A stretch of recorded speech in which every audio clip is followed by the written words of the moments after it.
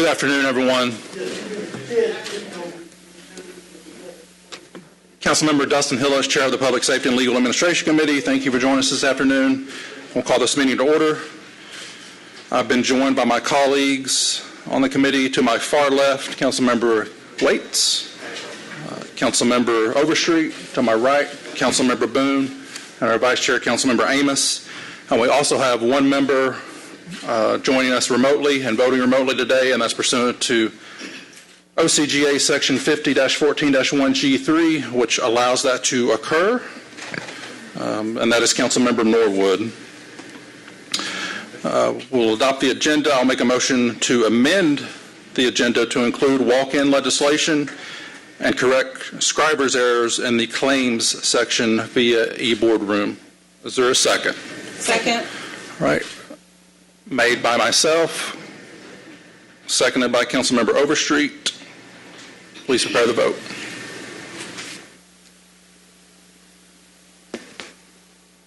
The vote is open.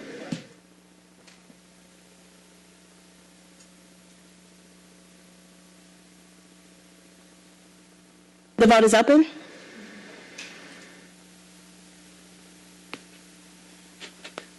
Six yeas, 0 nays. That is favorable. I'll now make a motion to approve the minutes. Is there a second? Boone. Seconded by Councilmember Boone. Please prepare the vote. Mr. Chair, we have to adopt as amended. Okay, sorry. So I'll make a motion to adopt the agenda as amended. Is there a second? Second by Councilmember Overstreet. Please prepare the vote. The vote is open.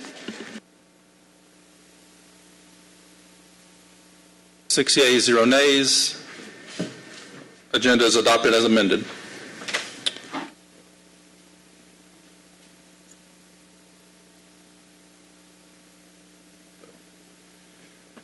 Now, revisiting the motion to approve the minutes made by myself, seconded by Councilmember Boone. Please prepare that vote.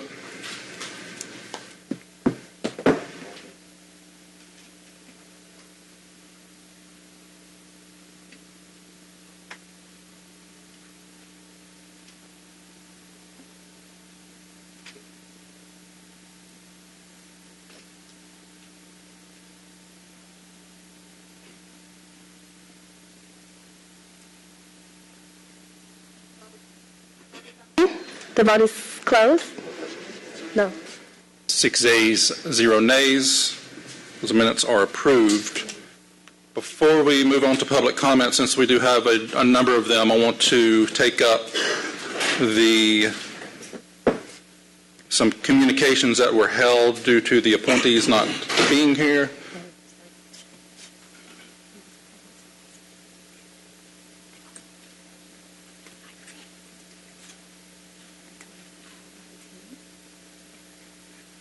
Okay. All right. Okay. So we will take item number 22 first. If you'll please read that item in.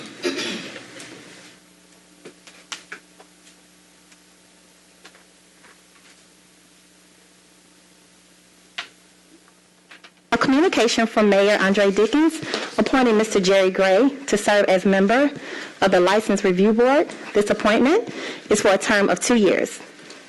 Mr. Gray, if you'll come up, tell us a little bit about yourself and your willingness to serve.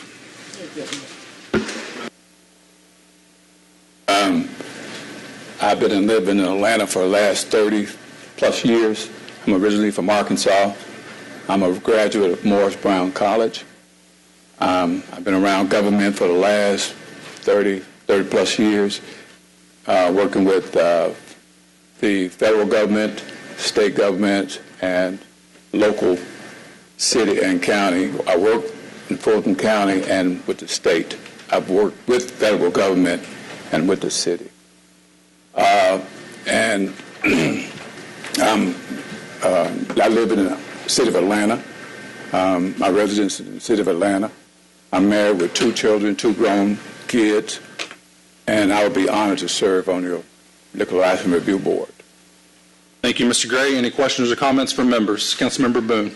Yes, Mr. Gray, just wanting to thank you for your willingness to serve and thank you for what you have done in this community over the past 30 years.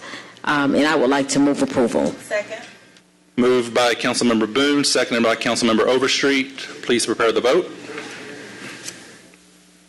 Thank you. The vote is open. The vote is closed. 6 yeas, 0 nays. It is confirmed. Mr. Gray, this will go to the Committee on Council and then the full council for approval, but you will not need to reappear, and the clerk's office will be in contact with you on your next steps. Thank you. Thank you. We'll now take item number 23, 22C, 5089.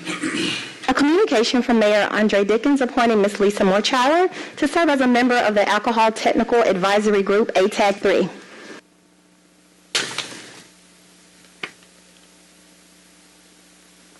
Good afternoon, Ms. Munchauer. If you'll again please tell us a little bit about yourself and your willingness to serve.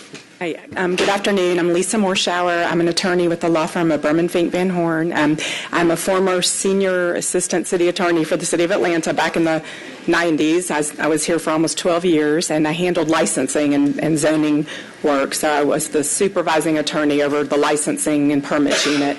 I wrote a lot of the legislation that's currently in the alcohol code during the time that I was here, and then I served as the staff to ATAG 1, I believe, and then I was appointed to represent the Atlanta Bar Association during ATAG 2, and this time I've been asked by the Georgia Alcohol Dealers Association to be their representative to ATAG 3, and I'm more than happy to serve and offer the views of the industry and help the city with this ordinance rewrite. All right, thank you. Any questions or comments from colleagues? Move approval.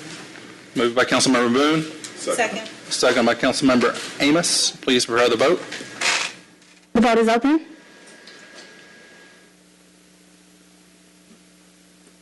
The vote is closed. 6 yeas, 0 nays. Item is favorable, and again, this will go to the Committee on Council and then the full council for approval, and confirmed, the clerk's office will be in contact with you on the next steps. Thank you. Thank you.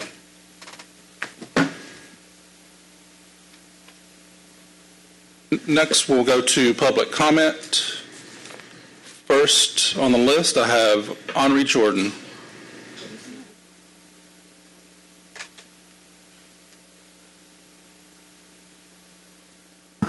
Give honor to Spirit God to everyone that's here.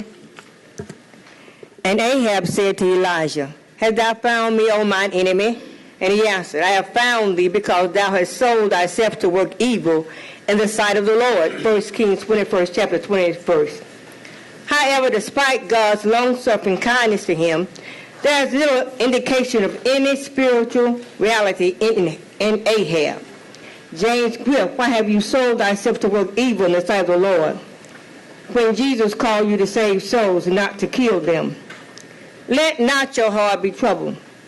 Believe in God, believe also in me. St. John 14, chapter 1st verse.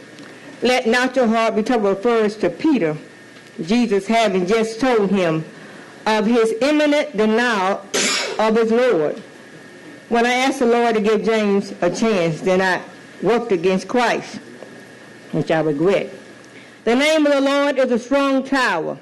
The righteous run into it and is safe. Proverbs 8, chapter 10th verse. The righteous find protection in the Lord. I seek Jesus' righteousness because of the need for his protection against my enemies. And James. All things are of God, who has reconciled us to himself by Jesus Christ, and has given to us the ministry of reconciliation. 2 Corinthians 5th chapter 18th verse. The reference is to the abiding results of Jesus' death and resurrection. The greatest power is in Jesus, and we need it. I know I do. Be Christ-like policemen, Christ-like leaders. I need to be like Christ, because he got the most power. Next, Gloria Rose.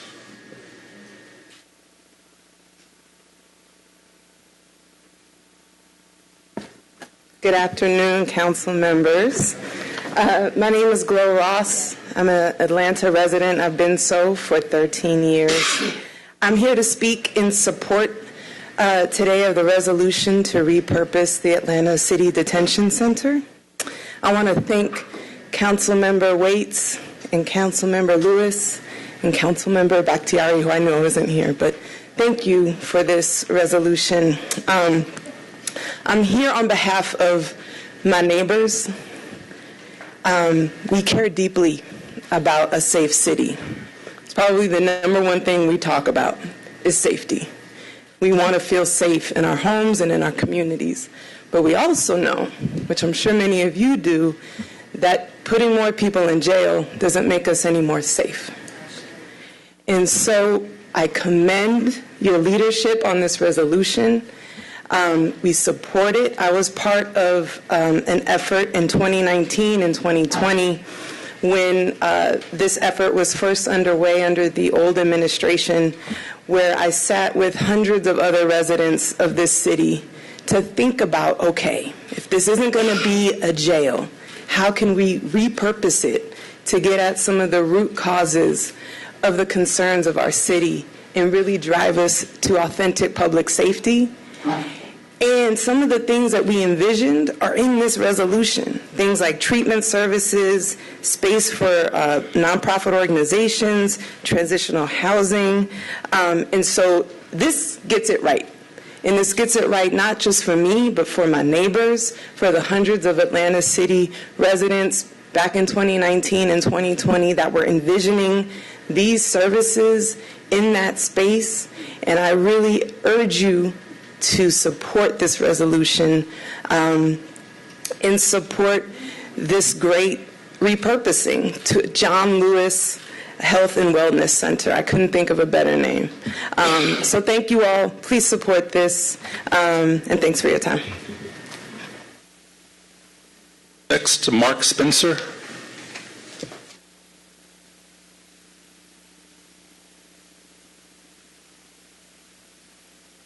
Hello, my name is Dr. Mark Spencer. I'm here on behalf of my patients who have been harmed by Atlanta's lack of creativity when it comes to public safety. First, like everyone here, I'm asking you to pass the resolution and close the ACDC once and for all, repurpose those funds, repurpose the center. A few related projects that are woefully underfunded and could expand our imagination of what public safety looks like. Again, comes back to the policing alternatives and diversion. Even $4.5 million is not enough. I'm asking you to please have your officers divert people that are eligible. They're diverting less than 10% of eligible people, knowingly harming these patients, bringing them to the jail where we know their mental and physical health will deteriorate. That should be mandatory when people are eligible, and I'm asking you to do something about it. The second thing is we have a woefully underfunded hospital-based violence intervention program. We have $400,000 in funding for Dr. Randy Smith's initiative from the trauma department. What is she supposed to do with $400,000 for one of the most important issues in the city today, which is violence? I'm asking you to vastly help in expanding the funding for this as well. These are both actual evidence-based things that can be helpful for a community and public safety. This committee needs to start looking at the evidence. We can't be legislating based on fear. You have to look at the evidence. I'll leave you with a few pieces of evidence today just to help you in this way. The first is from the American Public Health Association, one of the largest public health associations in the United States. It extensively documents over the past 40 years the harms to physical and mental health of incarceration on our communities and patients. Another extensive study from The Lancet, one of the top medical journals in the country, largely documents the same and explains how over-incarceration exacerbates inequalities in cities like Atlanta, when inequality is one of the biggest problems that we have. A third study, largely documenting the same thing from the Vera Institute, tells us that incarceration, in fact, does not empirically make us safer. A fourth study out of the University of Chicago looks at 116 studies over the past 50 years and comes to the conclusion that incarceration, in fact, will not do anything to make us safer and, in fact, may increase the chance that people commit more violence upon release. Another study here is to look at alternatives for people with mental health that I hope you'll take a look at. Another study, which I hope you share with your Fulton County Sheriff's Department colleagues, talks about how pretrial release does not harm public safety, and there's many examples in that. Thank you for your time. Next is Elisa Gambino.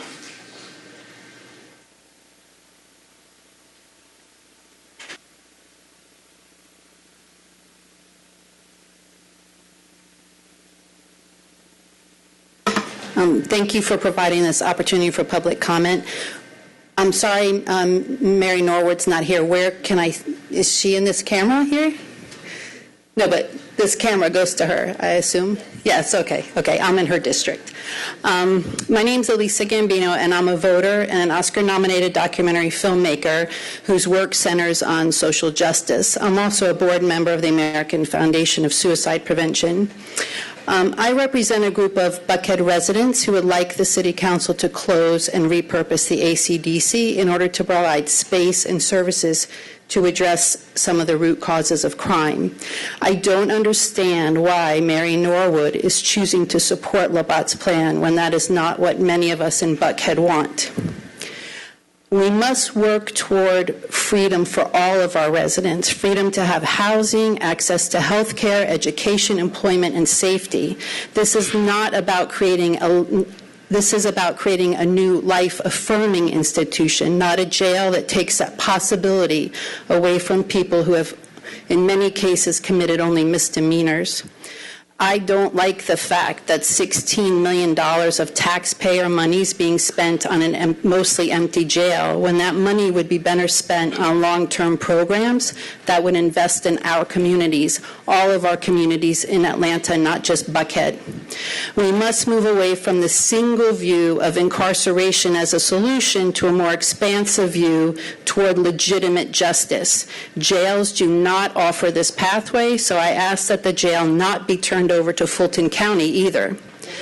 Lastly, City Council has not acted on their 2019 promise to reimagine the jail. They haven't acted on it yet, and I ask that they not go back on their promise and pass the proposed resolution. Thank you. Next is Susana Duran.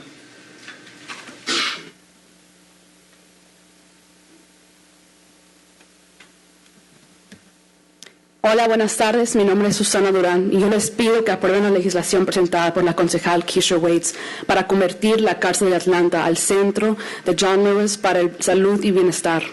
¿Cómo podemos hacer una ciudad acogedora si encerramos a la gente por infracciones de tráfico y bajo nivel? And for those city council members of the welcoming city of Atlanta who do not speak Spanish, my name is Susana Duran. I am a resident of Atlanta for over 6 years, and I have recently moved from District 12 to District 5, and I am absolutely thankful, and I commend Council Members Keisha Waits, Antonio Lewis, and Liliana Bakhtiari for presenting this resolution to honor the recommendations of the Reimagine Atlanta Task Force from the previous mayor's administration. I am asking you all today to pass the legislation introduced by Councilmember Waits to repurpose the jail into the John Lewis Center for Health and Wellness. We are not yet out of this pandemic. We are still getting COVID cases. People are still dying from COVID, and our children are just now getting vaccines for COVID. We are not yet out of this economic crisis. There's high unaffordable costs of living and housing, low wages. There's lack of access to health care and mental health services. Our public school system has major racial and economic and inequities in our school system. This is what we should be investing in. This is where our public dollars should go into the public. Make this an actual public investment to where our public needs. It does not make sense to spend $16 million just to lock people up for low offenses or traffic violations.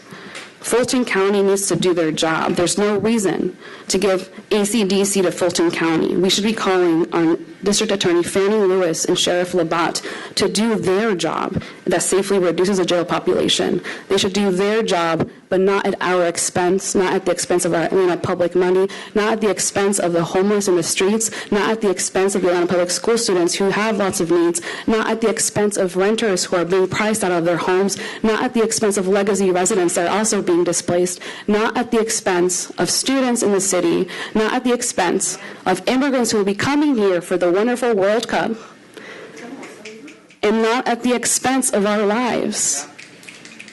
And absolutely, for the very basic reason, not at the expense of $16 million.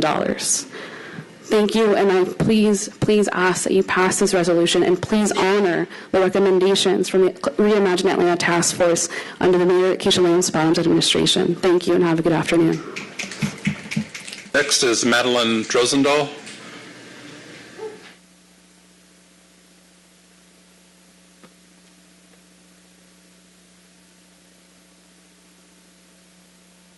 Good afternoon, everybody. My name is Madelinedrozendoll. I am an engineer and an Atlanta resident living in District 3.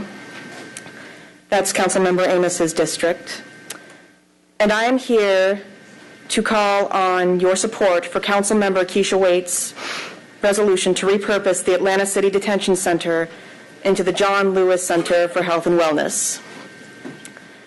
To speak frankly, $16 million spent on a jail that only houses 30 people a night is a very poor investment. Reinvested in housing and community services, that money could improve the lives of countless Atlanta residents. Continuing to use public funds to jail people for the likes of traffic offenses and misdemeanors is frankly cruelty. The City Council has an opportunity today to follow through on its 2019 promise to repurpose the Atlanta City Detention Center. As a constituent, I want them to take it. Thank you. Kiana Jones.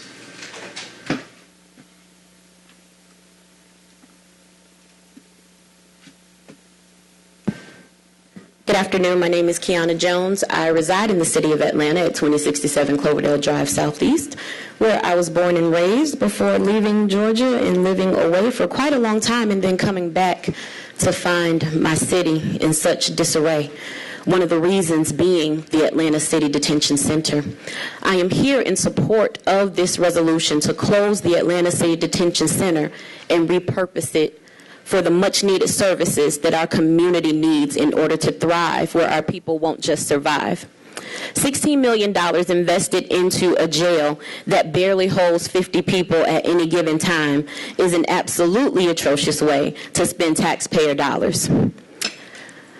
You You had a task force that was charged with reimagining policing and the jail situation here in Atlanta, and they absolutely did the job that they were tasked with.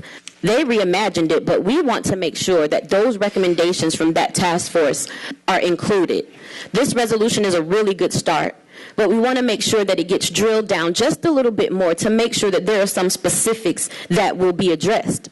There's part of the resolution that talks about people being arrested for mental health, drugs, and intoxication.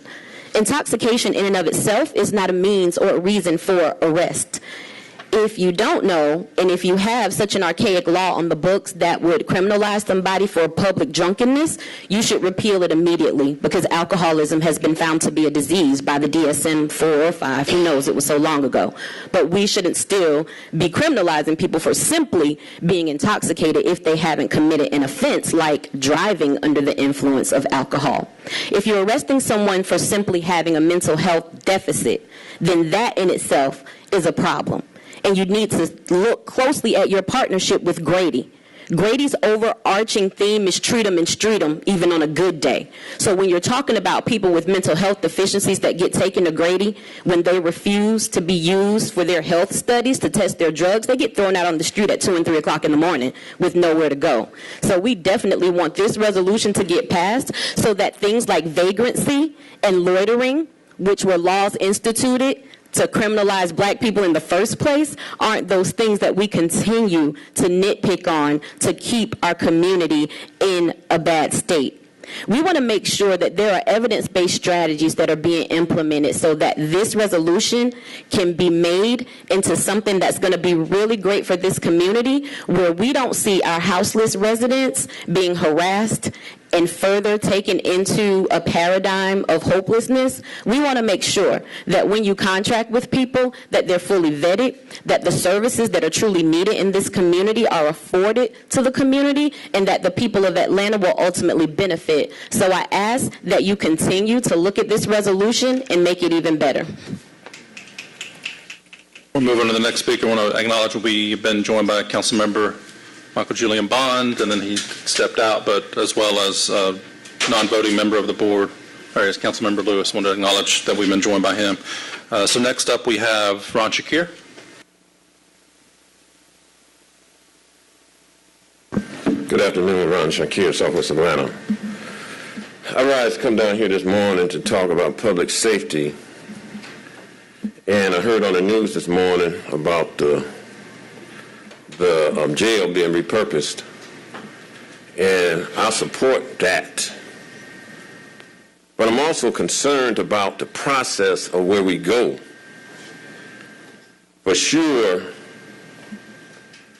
drug addiction all over this country have impact on families and have impact on development and stabilizing or destabilizing communities.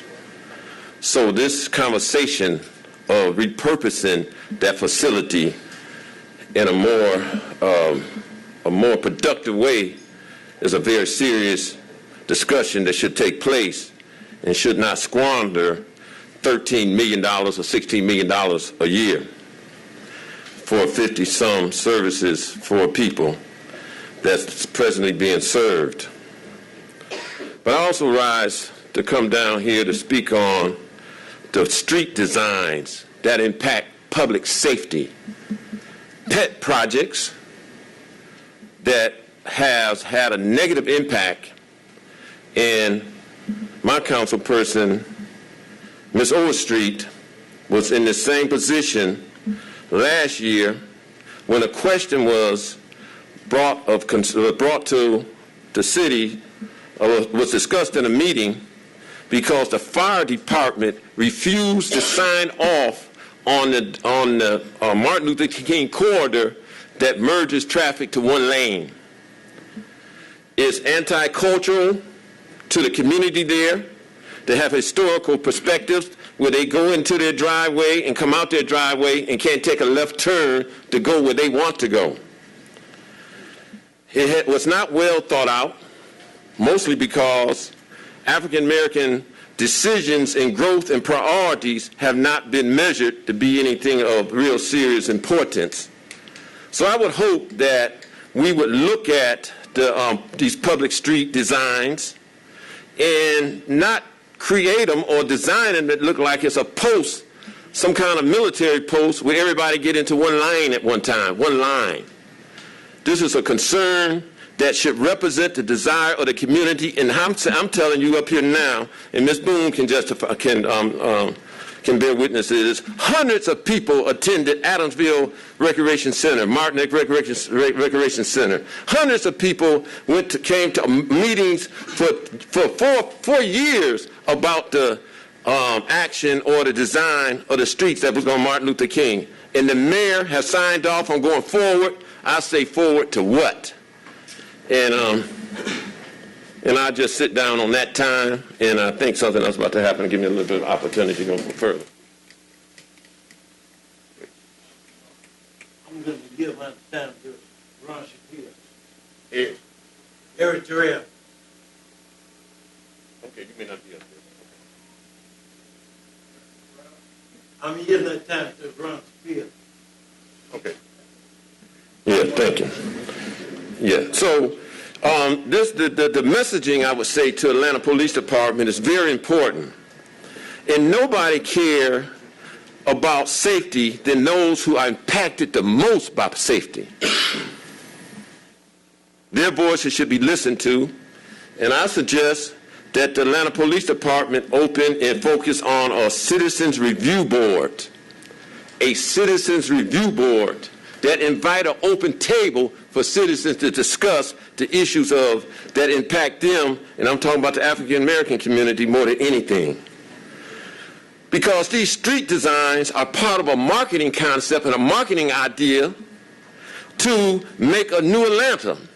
And that new Atlanta is a design that has no sensitivity to the historical presence and the work and the service that these communities have provided for the building of transportation, of building schools, and building a sense of culture that was recognized and appreciated all over the world. Atlanta was a special place, and these people are being left out of the process of maintaining that unique city called Atlanta, Georgia. It's called gentrification. Gentrification is a crime, a moral crime. I would like you to think about one good thing that gentrification has done, except expanded your tax base. But what you have done, you have okayed the zoning that would cause people to disregard families and housing and children in these neighborhoods for the price of what they can get on a weekend for a party house or event house, and how many investors they can attract. What's the impact on Washington High? What's the impact on West Manor? What's the impact on our community, elementary schools, middle schools, and high schools in our city? It has a direct impact of being happy and clappy about building housing that basically is not going to be affordable for the people who designed the transportation systems, supported the transportation systems, and now is being transported out of the city. Amen. While we take photoshops. Stable communities matter. First, any impact that does not measure the community impact need to be packed in a garbage can. And really deal with human services, and really deal with what the public servant's supposed to deal with, and that is to serve the good of the public. The idea that we have failed to do is address drug impact on our cities. Atlanta should lead the way, because our families have been impacted. It has undermined our cities and our communities, and we need to give serious concern. And I would hope that this is repurposed by the fact that right there, I-20 would impact what? The people that's living on the streets, under the bridges, and have gone from under the bridges and now living on the ramps of I-20. Thank you. Next is Allison Johnson.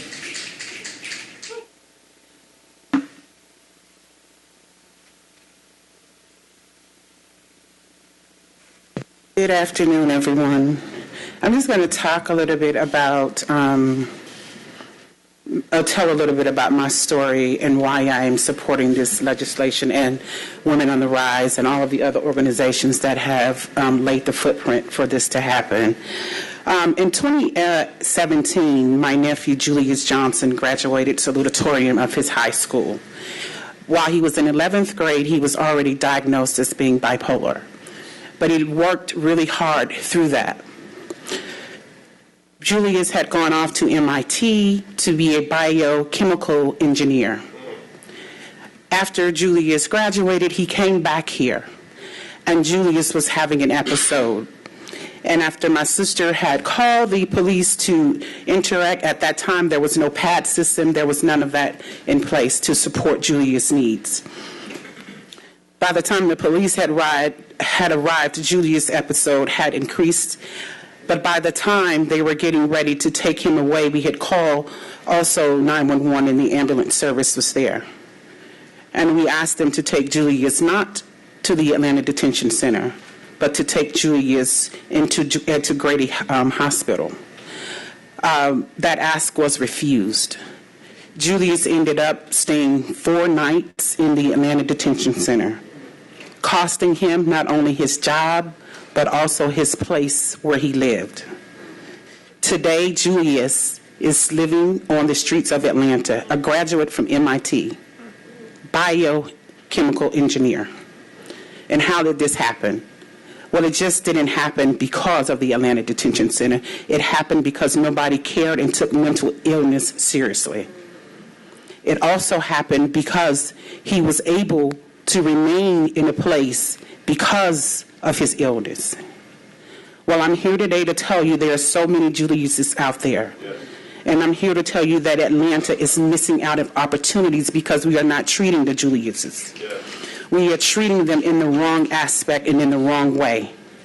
So I'm here today, I'm calling on us to not just support this resolution, but support all of the innovative and creative opportunities that we have to serve our citizens in Atlanta. Yes. We don't have to always send them away. They don't always have to be hidden because they are Atlanteans and they do deserve the right to remain. They deserve the right to not be criminalized because of their illnesses. We want places of wellness, and we can start right with the Atlanta Detention Center. Thank you.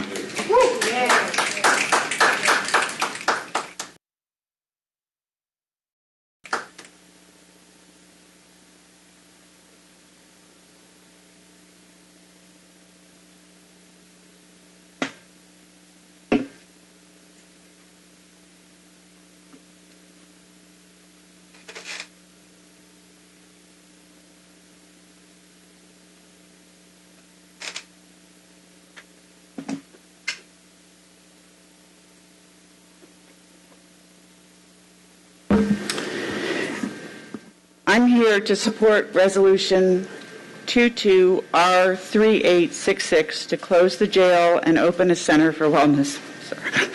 Sorry, the last person really impacted me. When you consider this proposal, imagine being held in a cage for a year or more. There is no other way to describe this traumatic trauma resulting in a long-term damage. Consider the benefits of positive support versus punishment in a tiny cage. Would affordable housing be more effective? Thank you. I think it is important to consider the long-term goals for a community. Do you want to support individuals and youth in the community to be successful? What will help a community to thrive? Frankly, there will be less cost to the City Council in the long run by providing a wellness center. Promoting a healthy community versus the cost of supporting and punishing a community. Punishment is costly and not successful. Looking at the detention center, what does this accomplish to rehabilitate individuals to be successful when they leave? There's a high return rate to jail for prisoners who re-enter the community, indicating opportunities are not present. Many individuals are left with the option of crime or homelessness. It makes ethical and financial sense to look at who is being held in these tiny cages. Is being held in a cage serving the intended purpose? Are there other options? Community service, not jailing many in the first place, transitional housing. A community center will support individuals to thrive in the community, providing a positive environment for the children in the community to thrive. Yes. When you consider this proposal, imagine being held in a tiny cage. Consider the benefits of positive support versus punishment in a tiny cage. Thank you. Annwerkheiser.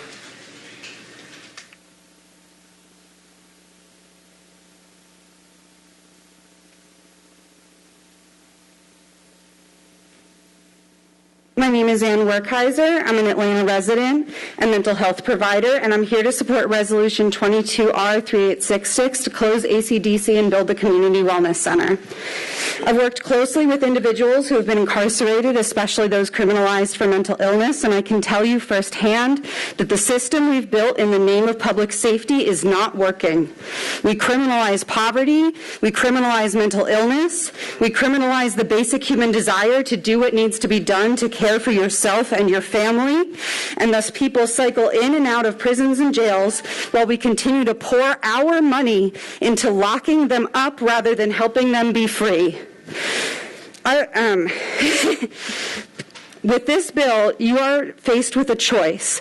You can continue to criminalize need and criminalize crisis, or you can offer support and you can offer healing. You can spend $16 million every year locking people up, tearing them from their community, from their support system, and traumatizing them further, or you can address the root causes of crime by funding health care, funding housing, funding wellness, funding growth, funding resiliency, funding healing. People cannot heal in the absence of freedom. I know there is talk of selling the jail to Fulton County under the guise of improving conditions. However, what would truly improve conditions is bail reform, is decarceration, is decriminalization, is freedom. You have a choice to continue and stand by a cruel and oppressive system, or to see what happens when we reach out to our fellow community members, our neighbors, with support. You decide what you value. We'll be watching. Close the jail, open the Center for Wellness, show us that you value healing, that you value this city, that you value resiliency, that you believe in our community members and our neighbors. Thank you. Yes. Shira Khankul.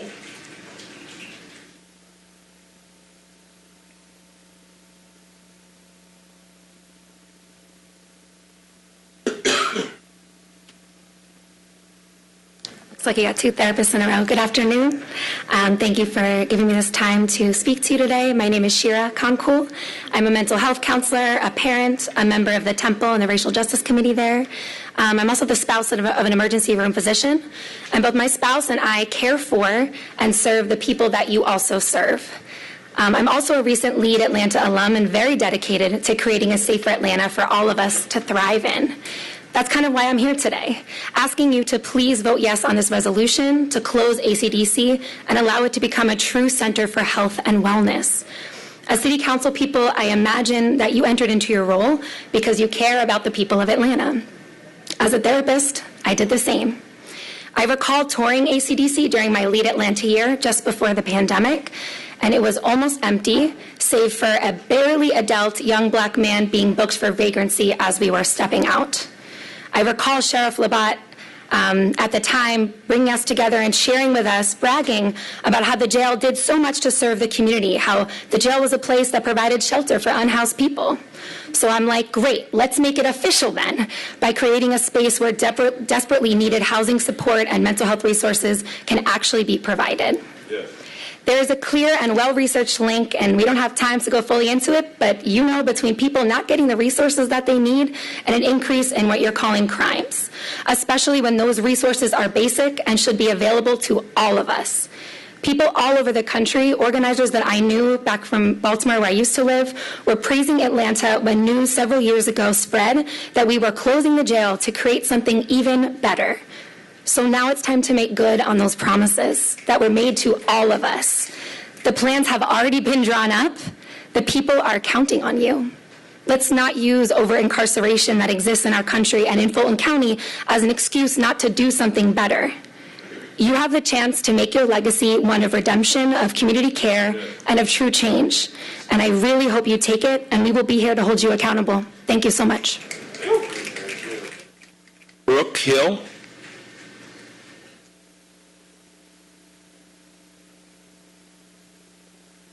Well, sorry.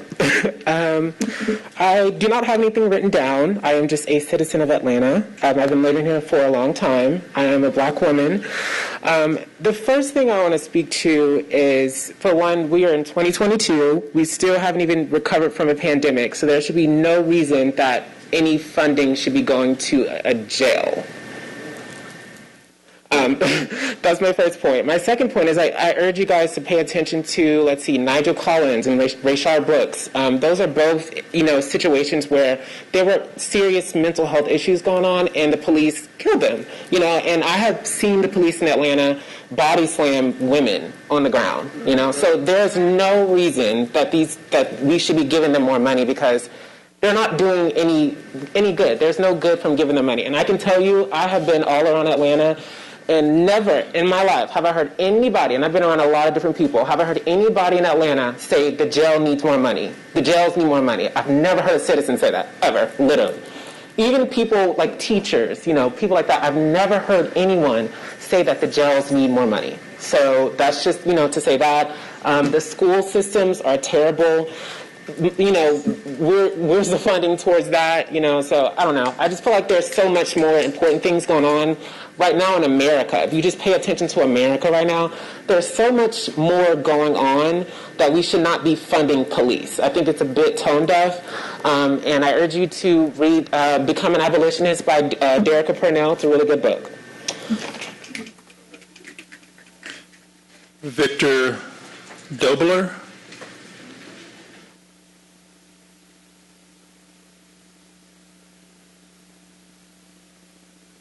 Hello, my name is Victor Debler. First, I'd like to thank Councilpeople Waits, Lewis, and Bakhtari for sponsoring or pushing this legislation to close ACDC. I also want to shout out Mary Norwood, who is most notable lately for attempting to help Donald Trump overthrow the Fulton County election.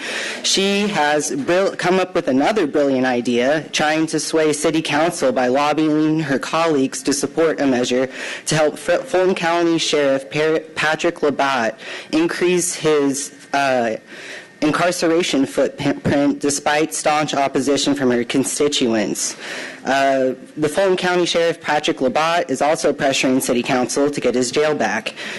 ACDC was his facility when he first served as the city's chief of corrections. He is seeking this because the Fulton County Jail is overcrowded. They currently have over 2,600 people, which exceeds the jail's original design, accommodating 1,900 people, and is nearly twice the expert recommendation that the jail hold no more than 1,500 people. Labatt himself has conceded that the Fulton County Jail is overcrowded. The jail itself the Fulton County Jail, has already been subject to federal intervention. Yet we are supposed to believe that by his proposal, I assume that he wants to make ACDC seem like a worthwhile investment by transferring all the thousands of people that the Fulton County Jail can no longer hold, by transferring them to ACDC. So what? ACDC can be overcrowded and have the exact same problems? Once again, as others have said, the proposal to repurpose this jail has already been passed successfully. And just ignoring that isn't going to make any of these problems go away. Instead of justifying the $16.1 million for ACDC by transferring Fulton County jail victims to this jail, Atlanta City Council should resist these efforts and show courage and integrity. Clearly, the sheriff will always find more bodies to fill the jail unless local leadership intervenes. The county has the tools to solve overcrowding, simply release the people. The city has a responsibility to prevent overcrowding by converting ACDC into a resource center. Doing anything but that is not only asinine, but immoral. Thank you. Next, Ashley Dixon.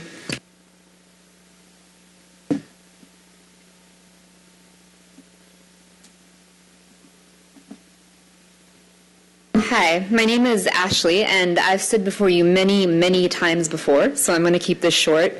I'm here again today to ask that you please close down the Atlanta City Detention Center and repurpose it into a community center. We all know that crime will not stop until the root causes of it are addressed and until people of our community can have access to the resources that they need.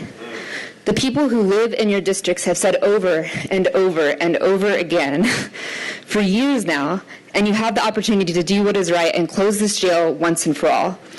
As a former correctional officer, I have seen firsthand how jails are not spaces to provide people the care that they desperately need. They are not equipped to rehabilitate anyone, and anyone who comes into contact with them comes out worse and not better as a result. I have witnessed people die because they were not cared for in prison. Too many lives in our city have been impacted by a real lack of real public safety. We need mental health care, we need health care, we need transitional housing. Enough is enough. Let today be the day that the city makes good on its promise to close the jail. Next is Devon Franklin.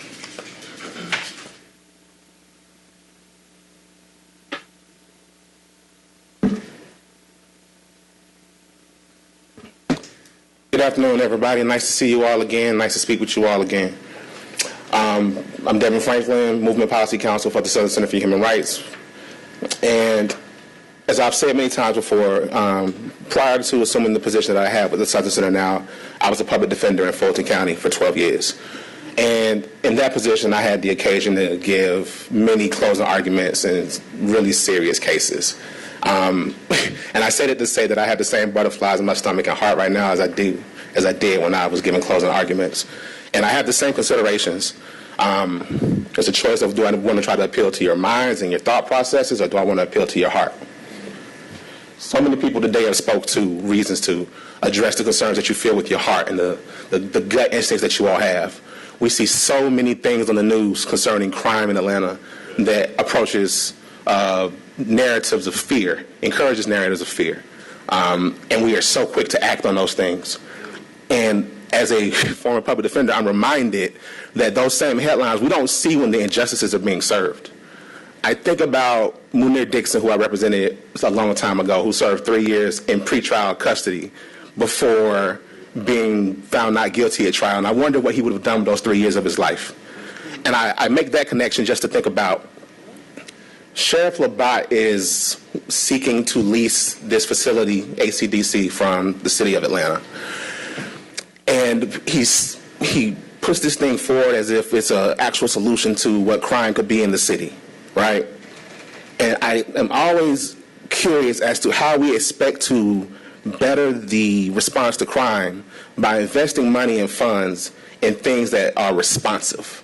And by responsive, I mean things that don't actually stop the crime that you think is happening. Police, we've talked about how the budget has gone up year after year after year, and we haven't really seen the changes that you would expect to come with increased budgets of millions of dollars. The amount of money spent on responding to crime could be spent on preventing crime, and that's what ACDC could do. We have made the decision to, as a society, to house people and to hide our problems and to actually address them. And I think about how non-responsive the actions of leasing the facility to Fulton County would be. I was looking at some numbers as I was sitting at my table, and there are people currently sitting in Rice Street, the Fulton County Jail, for shoplifting, criminal trespass, driving on suspended license, the same crimes that years ago this council voted to not house the people in ACDC for. So what sense does it make to decarcerate ACDC and then lease the building to somebody else to house people for the same crimes that we said it wasn't worth housing them for? I hope that weighs with you and sits with you. I have an open invitation to speak and meet with you if I can give better, more nuanced information about these facts. Thank you for your time.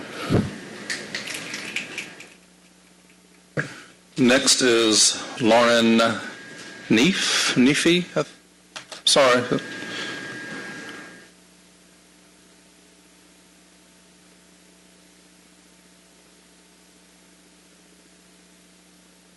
Good afternoon. My name's Lauren Neef. I'm a resident and a voter in District 2. I've lived there for 8 years. I did not move to this city thinking that I would stay here. I moved from New York. I love New York. I love it more than ever. But I stayed here. I fell in love with Atlanta. I fell in love with the city, its people, its history, and its struggles. I am a writer and a scholar, and I now work in communications at an architecture firm here in the city. And I have spent a long time thinking about the power of the stories we tell ourselves, about who we are and the places where we live. The Phoenix, rising from the ashes, beloved community, urban renewal, gentrification, too busy to hate, good trouble. I'm here with so many others today, standing with evidence, with strong rationales, with history, to ask you to honor the recommendations of the Reimagining ACDC Task Force and to support Keisha Waite's legislation to repurpose the detention center. Here's another story, Atlanta exceptionalism. It's a story that urban designers tell about Atlanta. It's the version of the story we heard from one of the other citizens here today, that Atlanta is a special place. This weekend I read in the New York Times that Houston has put 25,000 unhoused people in housing over the last 10 years with a housing first policy. They put people in housing first without asking questions, and then out of that stability, they start to address the other, what gets called the root causes of crime, right? That's where healing and stability most of the time starts. Housing first. After 2 years, most of those people are still in housing. After 2 years. That's exceptional. I want to read this kind of story about Atlanta. People are going to tell stories about this moment in our city's history.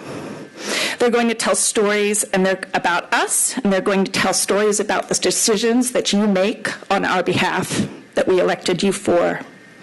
The phoenix on the seal behind you is not resting on ashes, it's on a fire. So this phoenix still has rising to do, and the fire is still burning. Please honor the recommendations of the ACDC Task Force and what you've heard from so many of us today, and the council members' Waite's legislation. Please support it. Thank you. Paige Dukes.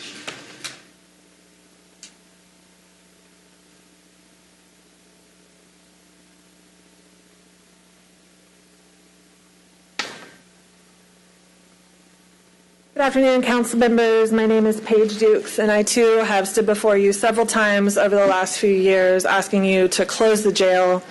I'm a lifetime resident of Atlanta. I was born and raised here, went to Atlanta public schools, and still was addicted to drugs when I was a teenager. Ended up going to prison as a result of my addiction. And before I went to prison, I spent a year in the basement at Rice Street, which is where they held women back in 2007 and 2008. And all of the problems that we're talking about now at Fulton County existed back then. We have seen time and time again that we have addressed problems in our city with an over-reliance on incarceration, and it has not solved those problems. Since that time, they've moved the women. I work at the Southern Center for Human Rights. We recently reached a settlement in a lawsuit against the South Fulton Jail, where women with serious mental illness were being held in torturous conditions of solitary confinement 23 hours a day. And, lawsuits are not the answer to this problem. We have to stop over-criminalizing, charging people with mental illness, with substance abuse, with quality of life issues. And there's a lot of people in the city that are doing just that are working on those problems and creating real solutions, including all of the people who worked on the task force, all of the people who have reimagined the Atlanta City Jail and have envisioned the Center for Wellness and Equity. So I thank the city council members who've brought this resolution. I talk a lot in my work about the way we talk about people who have been criminalized. We call them inmates and offenders as if they aren't our brothers and sisters, aren't our community members, aren't our neighbors, because it's easier to house people in conditions like that and throw them away in jails and prisons when we don't think of them as human beings. But I'm here today to say that it is very important that we talk in person-first language, but it's even more important that we pass person-first policies so that we actually stop doing those things that perpetuate the same problems in our city and instead lead to real solutions. At the last meeting where I was, it was mentioned, I think Mr. Bond, you said that we needed to redirect our efforts because mental illness was not your responsibility. But it is our responsibility as a city to check that impulse to criminalize mental illness and instead come up with real solutions so that we can stop filling our jails with people who have problems like mental illness and substance abuse and quality of life issues. So please close the jail, open a Center for Wellness and Equity so that we can see Atlanta becoming what we've been hearing for the last few years, but what we know it can be. And we have so many people who are willing to do the work. Just as I did the work in my own life to live a better life and to be clean, I've been clean 15 years now. We stand in this room willing to do the work to solve the problems and to live a better life together. So thank you. Sarah Giordano.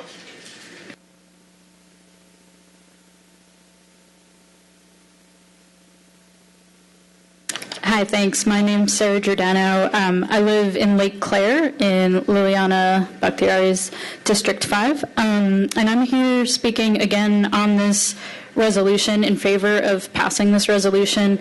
Honestly, I'm not sure why this hasn't happened after so much time. I was so happy in 2019 when you all did decide to close ACDC, and I can't believe I'm here 3 years later still talking about this. So I'm just really baffled by that. And so I want to speak from a few different perspectives. One, I'm a parent, so the kind of place I want my kids to live in and the world that I want my kids to live in is one without jails and one with community centers and wellness centers. I want to speak as a professor. I teach at Kennesaw State University, and so I won't speak long on that because I know once I start professing, everybody will go to sleep. But there's a long history, and we could get into why these jails exist and why the disparities exist, and many people much more eloquently already explained these problems and what kinds of, how we have choices and priorities that we can make here or that you can make and we can help support you make. So I see this as a huge opportunity to do something different, to do something like really different to change historic injustices. I also want to speak as someone who was the victim of a violent crime and had nothing to do about it. There was no option because I do think as this person I just met, Paige, explained, we have to think about people who are on the other side, who are attacking. Even when I'm being attacked, I think of them as if they are other people I know, their family, their people first, right? And I could not send them knowing the conditions of jails and prisons. There's no way I could cooperate with police on trying to get justice that way. That was no way of justice. So I've struggled for 13 years with PTSD with no way of really addressing that personally and knowing that that there were no options for those other folks, right? And there was no option for me to think about getting justice in some kind of community way, right? So I just had to leave that situation. Finally, I'll speak from also the perspective of someone who, when I see somebody in trouble, goes and helps.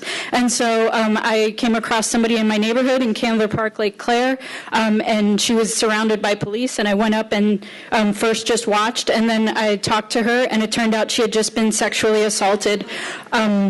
And so once I talked to her, she was terrified, and she finally explained that she was homeless and that the problems, she said she wouldn't have been in those conditions if she hadn't been homeless, and she couldn't believe that there weren't resources. She had traveled from Birmingham anyway I can't tell the full story now, but I was able to use PAD, the Police Alternatives and Diversion Program. So I want to thank you and want to just end on that positive but hard note that that the possibilities and the change we're making really matters to people. So thank you. Micah Herskin.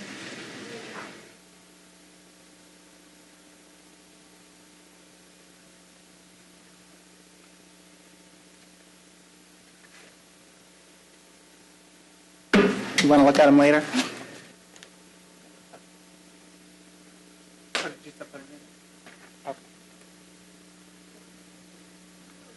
There's 4 of them. I think Councilmember Waits has some as well up there.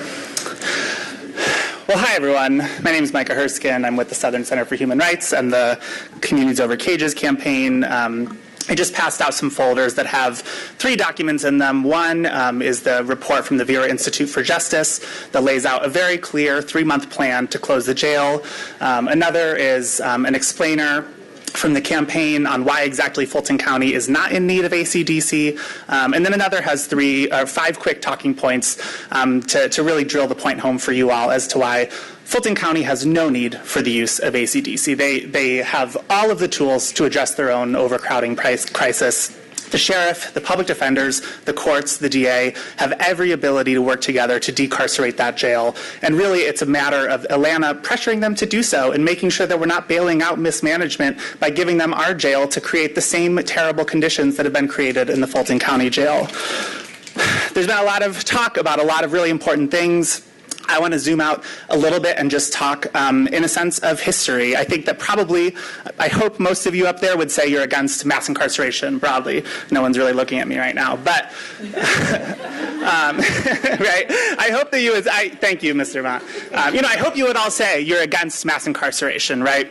But what we think of as mass incarceration, sometimes we think it was this one bill that got passed by, Nixon or under Reagan, or, maybe it was even the one under Clinton, a Democrat. I know a lot of you would probably place yourselves as Democrats. And we don't like to think of Democrats as worsening the mass incarceration problem. But the fact is that mass incarceration was not created at the federal level. It was exacerbated, but it's also local level decisions that create mass incarceration one policy at a time. It's not just one big bill that then creates a cascade effect and everyone ends up in prisons. It's decisions that you all make every single day. And so if you want to look back on history and be a council member who is against mass incarceration, opening up another jail for Fulton County is not going to do that. This is a time when you can cement your legacy as people who tried to reverse mass incarceration rather than exacerbating it. Any time that we've opened a new jail in the name of better conditions, we see those same violent conditions all over again. Jails are just violent places. There's no such thing as a mental health jail, and history bears that out. The last thing I want to say is that I know, all of you are concerned about public safety. All of us are concerned about public safety. Everyone wants to feel safe, right? The fact is that it's not just jails, and I don't think it's jails at all that create public safety. Things like safe streets, as someone was talking about, things like hospitals and schools and trees are public safety. Good bike lanes are public safety. Public transportation is public safety, right? Having an engaged electorate is public safety. Having your neighbor know each other is public safety. And so these are the things that we can be promoting. You all can be a true public safety city council by closing the jail, and you can claim that proudly. You can claim it in the media. You don't need to be afraid that you're going to be looked at as soft on crime. You can boldly take a stand in support of public safety by creating real social supports that make everyone more safe. Thank you. Gabriel Sanchez.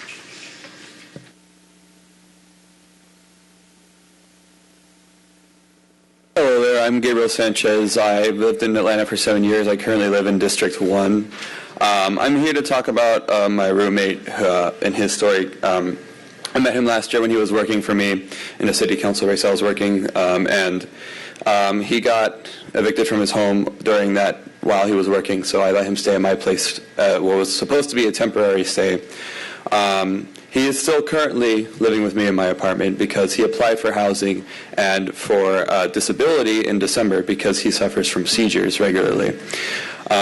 He has had seizures usually on a monthly basis since he's lived with me up until March, where he was able to get 2 jobs to finally start saving up so he can move out and actually have his own home and have stability. However, he was fired from one of those jobs a couple weeks ago and got his income cut in half. And because of that, since that firing, he has had 4 seizures in the past 2 weeks, which is the most he has ever had since his problem began. And he only started having seizures about a year ago, so this is not something he's had his whole life. He is denied disability. He is still waiting on the housing voucher. He has been doing everything he can. He's been doing everything right. He has been looking for work, trying to get by, trying to save up to get out. But if it weren't for me, I don't know where the hell he would be right now. And honestly, I don't know what I can do for much longer because I was originally planning to rent out that room myself, and I've been having him stay there instead. And so I do not want to have a situation where he is forced to leave because I don't know what's going to happen to him.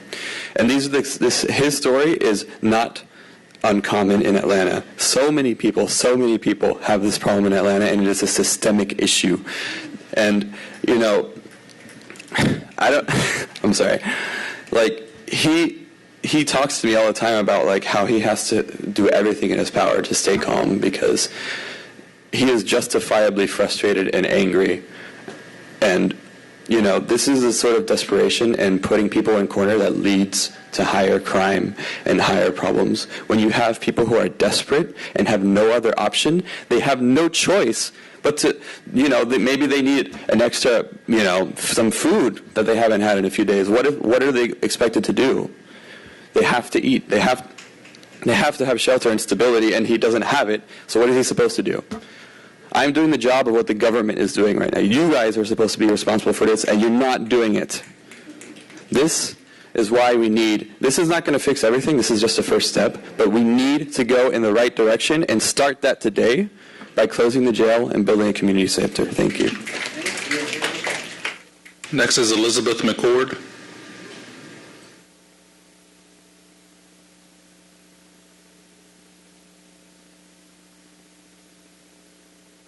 Good afternoon. Hi, my name is Elizabeth McCord. I am an addiction psychiatrist at Emory. I am a resident of Atlanta, and I've been a physician and resident of Atlanta for 7 years. So thank you for all being here today. It's an honor to be in this room with all these amazing people, all these amazing Atlanteans. I'm here to ask you to support legislation to repurpose the Atlanta City Detention Center into a health and wellness center. As an addiction physician, this plight is really near and dear to my heart. Closing ACDC would bring us one step closer to decriminalizing and destigmatizing drug addiction for the people of Atlanta. This center will offer life-changing services to individuals suffering from addiction. Addiction is not something we can ignore. We can't keep pretending it's someone else's problem. We have an opportunity to help people and save lives. This is our fight. It is our time to join it. What a privilege it is for y'all to sit here and be able to speak with the people who put you in this seat. I listen to my patients. My patients want help. They don't know where to get it. So what I'm asking you is you don't have to wear a white coat to save lives. And I want y'all to just take this really seriously, as y'all are, and I appreciate everything y'all have done up until this point. But please, City Council promised us in 2019 to reimagine and repurpose the jail. It's long past time to make good on that promise. Thank you so much. Miracle Fletcher.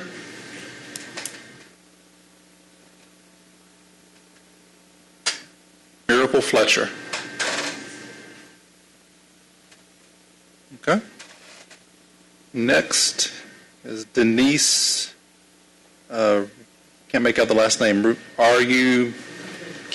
Rubin. Rubin. Please go ahead. All right. I just want to say, yes, my name is Denise Rubin. I'm an organizer with Women on the Rise. I am formerly incarcerated. I've been home about 3 years.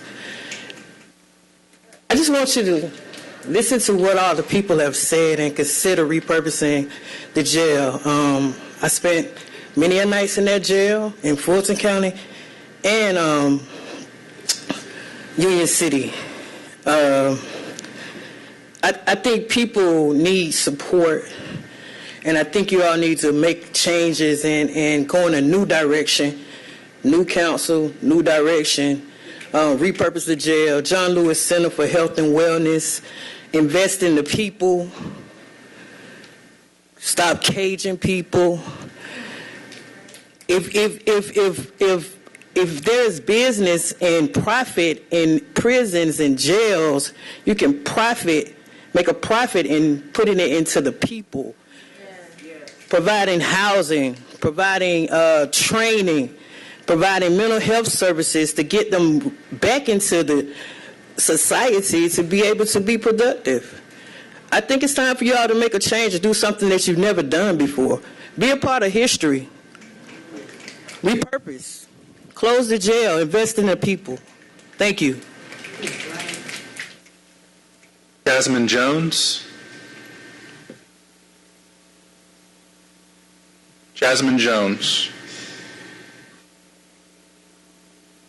Devon Barrington Ward.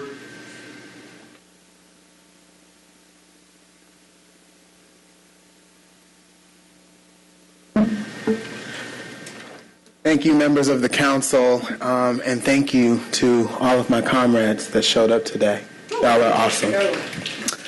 My name is Devon Barrington Ward, and I was a part of the task force that the mayor put together to reimagine the Atlanta City Detention Center. I had the privilege of sitting on the Public Policy Committee with some amazing folks, and we came up with a lot of recommendations. And I appreciate that Councilmember Waits was bold enough, along with Councilmember Bakhtari and Councilmember Lewis, that they were bold enough to introduce this legislation because it's not coming from anywhere. It's based in the recommendations that we've gone through a very methodical process on how we repurpose this jail. Some of that information has been given to you all already in the Vera report, but what I want to talk today about is what's done in the light and what's done in the dark. You see, our process has been done in the light. We've had public meetings that all of you all have been invited to. Some of you attended, some of you did not. I don't take that personally. We had community meetings where we sat with you all's constituents and they told us what they wanted to see this building become. We answered questions about public safety. We told people that it's not a bunch of rapists and murderers that are running around inside the city detention center, but it's your son that might be driving on a suspended license that they didn't even know it was suspended, or that it was a person who is experiencing homelessness here in the city of Atlanta and been charged with pedestrian in the motorway. We've educated the people and told them that this is not going to make them any less safe. This is what it looks like when the process is done in the light. You see, this is reflective of the light.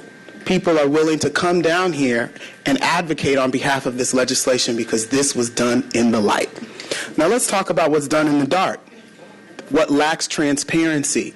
These rumors about a lease or a sale to Fulton County that has not been debated publicly.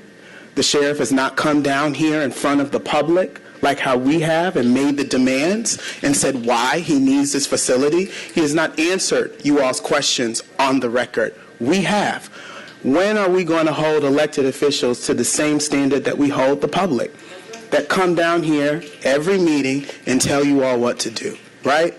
Because I know that we've been educated and told that there are 3 branches of government, but there's actually 4th. We are the 4th branch of government. We are the checks and the balance.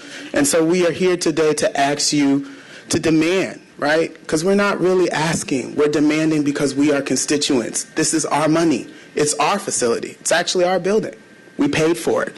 And now we are saying, as the constituents of Atlanta, we want to move in a different direction. So we are asking you, we are sending an invitation to you that we hope that you accept to move into this different direction, because it is named after John Lewis. And we can't continue to honor these folks just by words and proclamations and names on buildings. John Lewis was locked up over 40 times. Some of the same charges, pedestrian in a motorway, for protesting. Some of the same charges that people are locked up in ACDC over. It's time to move in a different direction, y'all. Come with us. Before we close out public comment, one last call for Miracle Fletcher. Jasmine Jones. All right. Thank you. We'll now move on to presentations. First up, we have Atlanta Police Department Biweekly Update. Deputy Chief Peak.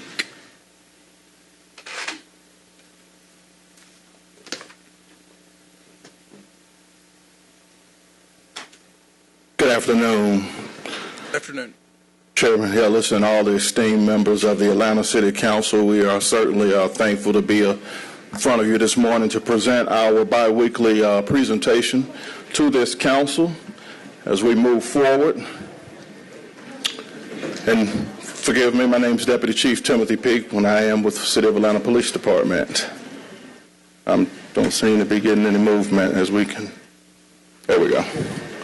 Okay, so as we take a look at our presentation this week, you'll find as we look at our current 7-day, as we talk about our crime statistics, we were at an overall 2% reduction for the week in crime, but the number that concerns us as we look at crimes against persons, which includes homicides, rapes, and aggravated assaults, there was a 29% increase with that, with the largest number being that of homicides. We continue to really and truly struggle with really and truly trying to get a handle on conflict resolution. It seems as though in every situation the answer to a small conflict, a disagreement between those who know each other and those that are strangers, it seems to be the gun is the case that everyone wants to use to solve their conflicts instead of just turning around, walking away. More times than a little, we see the weapons being pulled, and unfortunately it's ending in the lives being lost and others being really and truly struck by that gunfire, which is going to cause a lot of other issues. As you notice, our property crimes for the week are really and truly in a pretty decent place. It was an 8% decrease in the property crimes. We continue to do a lot of community policing and really trying to put the message out on how we could take measures within our own to ensure that we are not victims of crimes. Clean Car Campaign, continuously attempting to grow our video integration and real-time crime tracking center so that when we do have those investigations, we have the technology leads to get us where we need to be to bring those cases to a successful resolution. There are many situations that we've had a lot of success, and so as we continue to move forward to grow that program, we believe that we can make significant impacts in the property crimes as well as the crimes against persons, because we've actually had a lot of successes with those as well. Additionally, as we look at the same statistics, so overall at this particular point, we're having a 6% increase as we compare these statistics to 2021. Again, the driving number are the assaults and the homicides all the way across the board. So we're really looking at that through the 28-day to see where it gives us a month trend to better yet month to month so that we can see where we're losing it, what's happening, in what areas. So we're constantly moving resources in place. Our focus to really and truly impact these numbers are quite simple, that we are focusing on first and foremost gangs, drugs, and guns, and ensuring that we can remove the guns out of the hands of those people who have proven that they are not worthy enough to be able to carry a weapon and not create or not commit other major offenses towards our society in public. In keeping with that same thing, just really want to share a highlight as we talk about gangs, guns, and drugs. So what happens is that's been the piece that's really impacted us the most over this last 2 years, but more so as we continue to focus. Here's an issue where we had a complaint in the 2900 block of Martin Luther King Jr. Drive, and so our narcotics team went out, conducted an investigation in this particular location, and the fruits of that investigation yielded the 109 grams of cocaine, about 3 pounds of marijuana, mushrooms, MDMA, 3 handguns, and 2 arrests. What's the significant part about the arrest is we're looking at the gangs and we're looking at the repeat offender pieces, that the individual, one of the ones that was taken into custody that was really and truly operating in this community, in this home that's really plaguing this community with the complaints, had a previous number of 35 cycles, including armed robbery, aggravated assault, and possession by firearm by convicted felon. So not anything low level, but really and truly really has been a thorn in the community side. And with those complaints, we were we're able to have a successful resolution to address that issue. Repeat offenders, still, we're always going to keep our focus on that because that's been some of the issues. Again, we're not talking about low-level repeat offenders. We're not talking about issues of simple city ordinance issues, but these particular cases, there are some of them that exist in there, but these particular ones where we're talking about violent crime, weapons charges, 29% account for those actual numbers. Again, violent crimes, 19%. As we talk about repeat offenders, those that we have had encounters with, those that we have taken out warrants, placed them in jail, but yet and still that revolving door has allowed them to come out. And so now we're looking at the number of averages. Average age, 43 years old, number of arrests, 28 times for violent offenses for a single individual. Those were those average numbers. And then, of course, felony convictions, what we see is an average of about 6 felony convictions. As you look at the bottom footprint, if you can see one individual was arrested 58 times, another convicted by felonies by 13 times. These are major felony incidents. So that's really and truly concerning to us. So we continue to partner with all of our groups trying to offer the services to those that need the services, those that qualify for the services, and those that unfortunately don't, then we utilize the system that we have in place to move forward, and also really and truly having those early conversations again with the violence reduction team as they come online in the city of Atlanta to see what we can do differently to impact the numbers of violent crime, because we just really and truly not happy with where it is, and we want to certainly change the narrative of what we're seeing. Of course, over this weekend, we saw a lot of senseless incidents that really and truly led to the deaths of some great people, and it's just not there's no explanation to it. You can't make rhyme or reason, but yet and still, we're still out there trying to have some successful resolutions to those. What I will say is that we look at those violent crime numbers. We've had a lot of successes as we continue to focus on our homicides. So the national clear-up rate for our homicides are about 54%. City of Atlanta, as we look at it, right on the face of it, is 56%, so slightly up. But when we look at the cases that we've actually solved, ones that we have warrant resolutions, and for whatever reason that person could be incarcerated in another city, in another state or whatever, and we have those pending warrants, or we have not located where they are, when we consider those cases, we have about a 102% clear up with those homicide cases. So we know that we're doing good work. We're having great results and great interaction with the community, bringing forth those leads that we need to keep those investigations going. And ultimately, our goal is to make the citizens that were impacted whole, to continue to do all that we can to bring those cases to a resolution. Likewise, we look at the sex crimes, and so we're above the national average of 32.9% is what the national average is for our rapes, our sex crimes. City of Atlanta, we're at 49.6, nearly 50%. So we're seeing great results in what's happening. The key is trying to get ahead of it on the front end and change the culture with the social media, with the nightlife, and really and truly impacting people so that they look on the front end and make better decisions so that they're not victims of those specific crimes. And I believe with that concludes my presentation, but of course I would be happy to answer any questions about any specific issues that we have at this point. And I'm sorry, we do have one other slide. Connect Atlanta. So Connect Atlanta, we continuously share that intel. So it basically means that if you have surveillance at your home, your Ring doorbell cameras, that you can simply register those. We're not able to view them on our own. You simply register so that we know that you have it. So that if there's something on your street, we can send you an email and just have you take a look at your cameras and let us know between the hours of 5 o'clock p.m. to 6 o'clock p.m. there's an incident. Can you please check your Ring cameras? It keeps us from having to drive out and knock door to door looking for that information if you would just simply register. The other piece to it is the ones that we're trying to get people to actually hook into our real-time tracking center, to where those are really geared toward businesses, to where we can look at your forward-facing cameras to impact the issues that are going on those specific properties and in around the public access to the streets.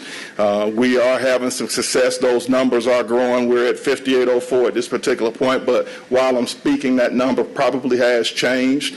It's going in the right direction, but not quite fast as we would like, so we ask that we continue to share the Connect Atlanta. I know this body here actually requested the information. I'm hopeful or prayerful that you all were able to receive the information that I pushed out last week as it relates to Connect Atlanta, how to push that information out to the NPUs. We're certainly sharing it on our end as well so that we can grow that network and really and truly continue to do the great work that the Atlanta Police Department has been doing in the community. And I'll stop right there and answer any questions. Thank you, Deputy Chief Peake. Colleagues, if you have questions, please indicate on your computer. First up is Councilmember Bond. Thank you, Mr. Chair, and thank you, Deputy Chief Peake, for your presentation. Just a quick couple of questions about certain incidents that happened this weekend. I know that the shooting at the subway, that I know that one of the victims has passed. Has there been an arrest, or have they been able to identify the suspect in that case? Yes, that investigation is going well. We're thankful again that we've had some community input to really and truly get us where we needed to be on that, so it's moving well, and so we're glad that we should have a resolution on that case in the very, very near future. I know over the weekend many of us, a dear friend of ours, a friend of Atlanta, was shot last night as he was trying to escort a lady to her car. Have you been able to find or identify those who perpetrated that? So that's a very, very fluid investigation at this particular point in time. What I'll say is that pretty much most of the individuals that are involved in that particular situation, we've had an opportunity to identify them. There are a couple that are still outgoing, and so we're still working those investigations to bring all of it to a conclusion. But at the surface, we feel very strong about having a successful resolution to the case. It's very and truly unfortunate.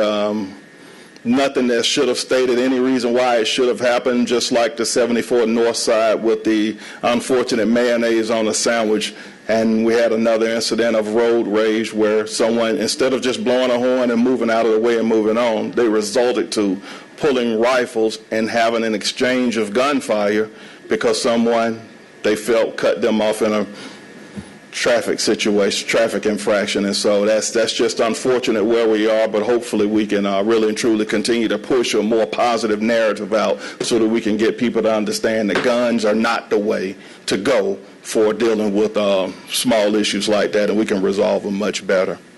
Is APD still engaged in, I guess, doing roadblock checks or checking vehicles for weapons, or so have y'all gotten away from that? Or so there were a lot of issues with Supreme Court rulings as to how we have to deal with them and what takes place. And unfortunately, in order to have one, it's really and truly a large task on manpower to go out and set up everything that needs to be set up to make that a legitimate and checkpoint to where it would meet the guidelines. We do them. They're not something that we do often, but through our networks, and so really and truly roadblocks were put in place to deal with minor seatbelt violations and other types of situations. But the good thing is that you generally always were able to get stolen vehicles. You were able to get those who had warrants and different things on them. The great thing is through our Video Integration Center, we have technology throughout the city that gives us alerts when those types of things are happening. So instead of us having to utilize such a large number of resources to set something up for a small amount of time where we may not get the return on the investment of what we're looking for, we're able to use the technology to really give us the same return that we're looking for. The key is for us to really and truly be able to share that intel, that technology with our other public safety partners, Georgia State Patrol, Fulton County Sheriff Department, so that they too get those alerts and we'll have more people in place to deal with it. This particular system here, Connect Atlanta, hooks into what we call our FUSIS program. The great thing about that is the state of Georgia is supposed to be coming online real soon, and most of all of our metro area agencies are also coming online. It gives us the ability to share our network with them likewise, they share it with us so that when we're seeing things, we can communicate with Cobb County in an instance of a few minutes to just say, hey, we have this alert. This is who we're looking for, and they can do the same and get that information back to us. So it helps us instead of us dealing with the old system the way we would do it. Okay, just a question about that, and I just have one other thing after that, is I know there has to be a build-out plan for the video integration system. Is that something you could share and brief us on in the future? So there is a planned upgrade of that system as we transition from the Video Integration Center, which was really and truly somewhat of a reactive approach. We're taking a more proactive vision with the center to where we can push out that information. The FUSIS program is what is going to take place to do that for us, so that now what can happen is if a 911 call comes up, we'll have the availability of the very video that's taking place for that situation to push that to a patrol officer. So while he's en route, he can see the very footage to the direction that he's going to see what he's driving into. The other good piece to it is, and some of the good shares that we've had more recently, is that when we get on the scene and we're seeing some of the issues that are taking place, we'll just use the young lady, and I say young because we're all getting aged, but she was a dementia patient and just got out and was lost, and so the units responded. They went to the FUSIS Video Integration Center program, started looking at videos and pulling, located her, getting on a Morte bus, communicated with Morte immediately, tracked the bus to every stop that they made and checked down that route, and was actually able to locate that young lady and walk up and return her to the family without any hurt, harm, or danger in a very short period of time. And so that's what we really and truly see this system doing for us, and we're excited about it, as well as the upgrades that come with all the support that City Council and administration has given us. So we thank you for that. All right, well, that's good to hear. But my last concern is, I know that there was a story a couple of weeks ago about a quote-unquote naked man in Buckhead, being out and using, he was forced, I guess, to use whatever space was available to relieve himself. I know that we've got 4 of these automatic public bathrooms around the city. Have you all had any discussion on how best to respond to that? Because that doesn't just happen in Buckhead. It happens down here, all around downtown, right out in front of police headquarters. So how are you all dealing with that issue? And do we need to go back? I think it's Public Works that controls the bathrooms because they're in the public right of way. But have you all had any, or what is you all's response to having to deal with that human situation? Right, so each situation is a little different, but when we find that there are situations where people are generally perhaps maybe dealing with mental illness, and that's the really driving factor to it, of course we're utilizing our pre-arrest diversion, or in today's term, policing alternatives diversion, to really truly get out there, and then reaching out to other resources, even in Grady Health, which is the call that we made on that specific incident afterwards, because what had been determined is that we had taken that person to hospital, and we had taken them to jail before as well for those incidents. So the challenge is, of course, with the diversion program, it is voluntary, and so a person has to say, yes, I want, or have the capacity to say that they want those services. We can't force the services on them. So when we're in those particular situations, we utilize every means that we can to resolve it. So we're hopeful that we'll continue to be able to keep our eyes on that individual and try to give him the help that he needs. Unfortunately, we know that there are many more that are out there. He's not alone. So when we have those opportunities, we'll try to clear them through those methods.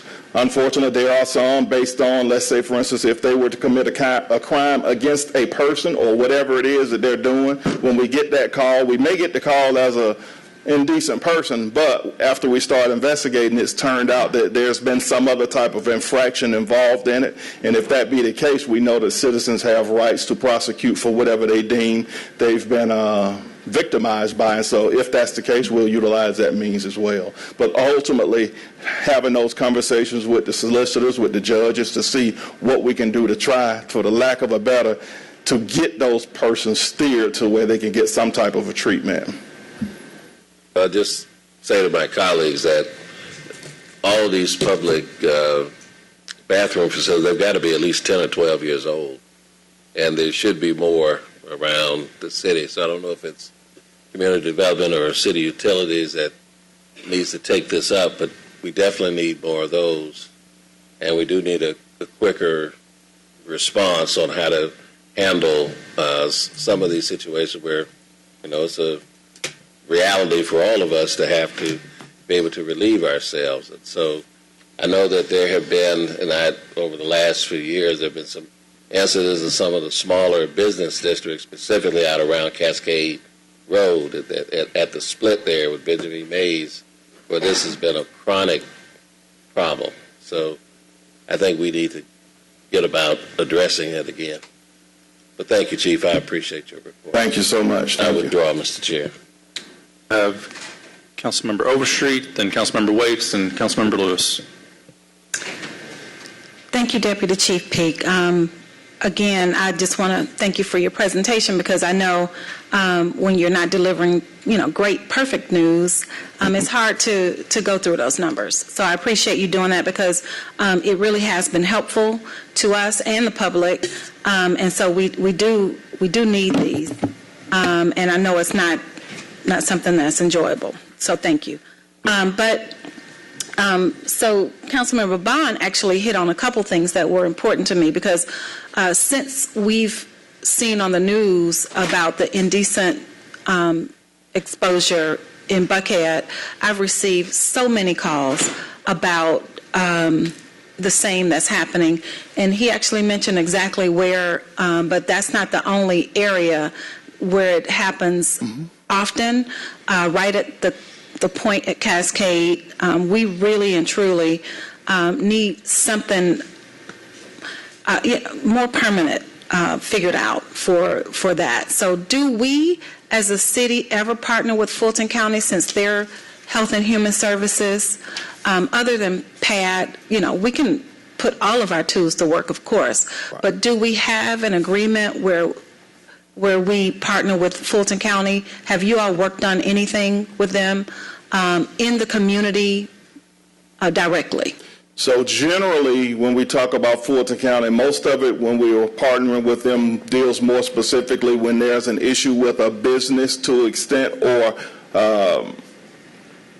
if we have an actual specific person that we're trying to actually get services for. But that's been it. We haven't had any other situations where we've been able to use them to come into an area like such to really address those front-end issues where we're dealing with specific people.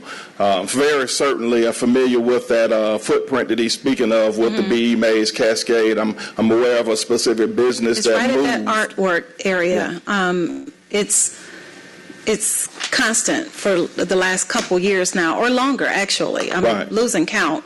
But it just seems that citywide we could come up with something that's a little more sustainable, and that's why I'm asking, is this when we partner with Fulton County to make sure that we're not trying to, work outside of our jurisdiction, and that we are actually entertaining and including the people the entities that's supposed to handle most of these situations. Absolutely. I certainly agree with you. We haven't had that level, to my knowledge, of partnership. Generally, what's happened is the Atlanta Police Department has sent HOPE teams and all of our different resources that we have access to, and we'll reach out to all of those people that are out there, those other services out there, and what we can get a hold of, we bring to the table and address it ourselves and continue to move. But certainly we'll look and see if we can find an additional resource out there that we can bring from the county and deal with it from a different. I think that we need to now move towards a regulated situation that where we can actually see how they could better help. Absolutely. Because it really is not our purview so much. And I think that we've exhausted most of what we as a city can do but we're piecemealing. So I would like to have more of a robust and sustainable answer to especially this indecent exposure that's happening around the city. I mean, it's not good for our children. It's not good for quality of life in the neighborhoods. Like I said, this is an art installation that isn't able to be enjoyed the way it's supposed to be because we don't have a solution for indecent exposure.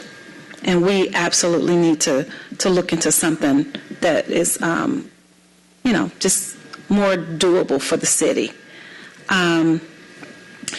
Speaking about not just in roadblocks, but in general, I hear that we're moving towards businesses having to, as far as the open carry, the new no need to have a license law. I don't know what the name of the law is, but I think we're moving towards private businesses having to actually state that they do allow that or don't allow that. Do you know anything about that? So what happens is, as we look at our private businesses, a private business has the right to allow or not allow a person to enter into their location with a weapon. And there are some things that it has to be clearly stated right on the front of the business. Now, whether or not whoever comes into there actually goes along with it, or do they just continue to conceal their weapon and go in anyway is a question. And so if that be the case, then we very well may get the call for them to just simply leave that location if we can assist on criminal trespass or some sort like that. But of course, with the recent issues, they have the right to carry that weapon, and it's no longer illegal for them to do it unless there's something that gives us an issue of them being a convicted felon or something that would exclude them from being able to legally carry that weapon. But yes, so that's basically what has to happen. And then you have establishments like such City Hall, there's a checkpoint to where it can't go past, and that's the only thing that will stop that person from going through. They can't come inside, and that helps us right there. But for the average business, they don't have those checkpoints. But by state law, them posting that and putting it out there is supposed to be good enough. But again, it may not stop the activity. If they were to get it, then they would call us, and we would try to help enforce and get that person to leave.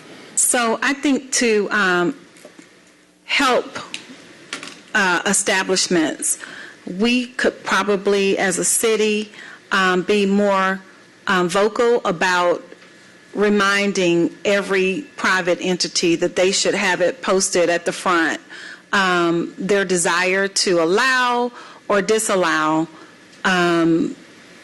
open carry. Absolutely. So that I can make a decision as a citizen if it's a place that I'm comfortable going into or not, because I don't know how everyone feels about shopping with or eating or dining or whatever with guns everywhere. I just don't know how this is going to pan out, but I do know that I've been asked whether the guidelines for private entities deciding whether or not they want to post or not. And I think that we probably need to do maybe a public education about, now's the time for you to let people know what you expect at the front door. Absolutely. There's certainly a teachable opportunity there. Yes. So, yes, absolutely. For sure. Because, even speaking about what Councilmember Bond was saying again, now even if you have roadblocks, if they have a gun in the car or any kind of weapon, is that a problem? I don't know. Absolutely. So your vehicle has always been considered a term, I guess, an extension of your home, so to speak, so that you could always have a weapon in the car. But there were some requirements for where you could keep it, but that's been out of the law for quite a number of years now. So people, once they're in their cars, it's just like anything else. But now they have the availability of parks or wherever it is, and we do get those calls where people are at the park and they feel unsafe. they'll call and say there's a person and my kid is sliding or playing on the playground. There's a man out here with a gun. I don't feel safe. Mm-hmm. But it's not against the law anymore. So wow.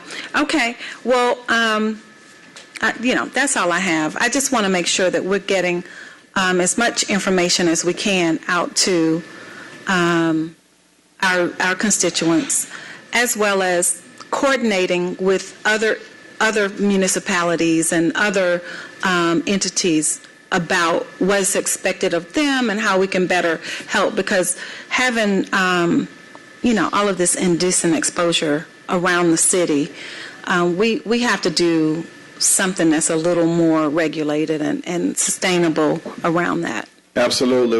What I will say is, in closing, is that we've put a lot of resources and a lot of work into it and really trying to figure out. And so as we spend a lot of time, and particularly in and around that Forsyth Street bus station areas where we see a lot of what we have determined to be a lot of people who are coming into the city from a lot of different entities throughout the state of Georgia and even farther on. And so I think the basic issue is that Atlanta is known for trying to help. And so as a result, a lot of people come here. And so that's where we see our that's ground the thing. zero. The city of Atlanta needs to make sure that Fulton County's at the table also.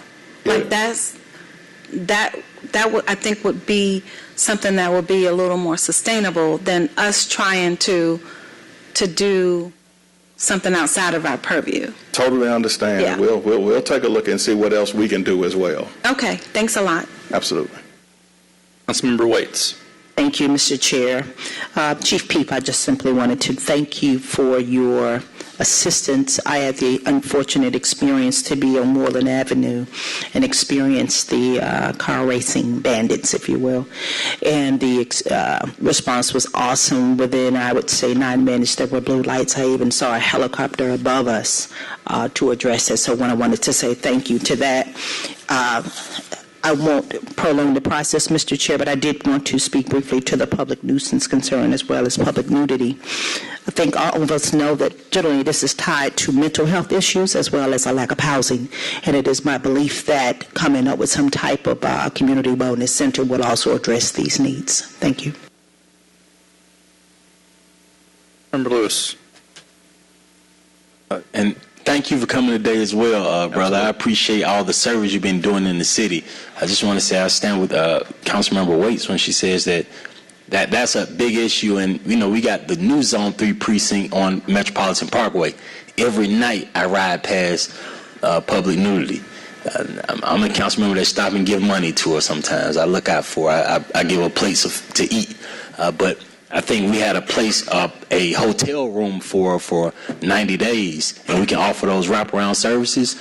Or if we repurpose the jail to turn into the John Lewis Health and Rehabilitation Center, we can rehabilitate her instead of locking her up. Because I know she spent more time in there than most folks. So if we can take her back to that same exact space, offer those wraparound services, and wraparound mean hug to me. They got the camera right there. I mean hug to me. We can hug them and do the same thing. So we talking about locking them up 50 times in a row. Let's hug them while they're in there. So, and what I'll say is that certainly 9 times out of 10 in every arrest, we offer services. Now, whether or not they accept. But yeah, absolutely. We're with you. And I appreciate you when you said you brought up the PAD. You brought up police alternative and diversions before anybody up here said to you, when they said, hey, what do you do about this? You said PAD first. So I appreciate you.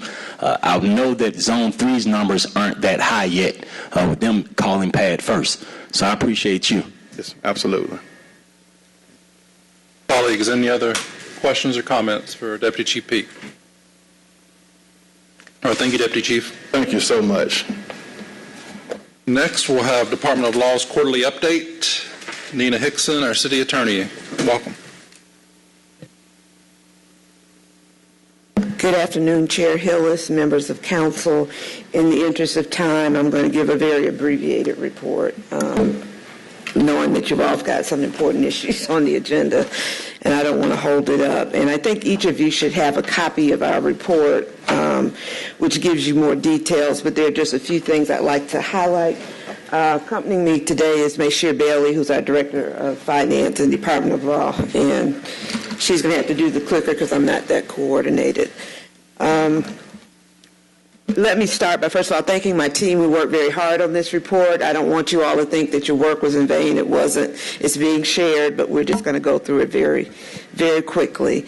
If we go to let's start with slide 4, where we talk about accomplishments of the department. One of the things I wanted to highlight is that annually our department does a continuing legal education seminar where we provide an opportunity for our attorneys to be able to stay in good standing by earning the continuing legal education hours that they need. That's something that we do for attorneys who are hired by us. And I guess prior to doing the CLEs, we would have to pay for each of their trainings, but this provides an opportunity for us to present this information to save money, but to also invite other attorneys who work for the city to come and get their CLE hours. So we had representatives from the solicitor's office, the IG's office, the ethics office, procurement, who are lawyers, and these are the various topics, as you can see, that we covered, anything from ethics, open records,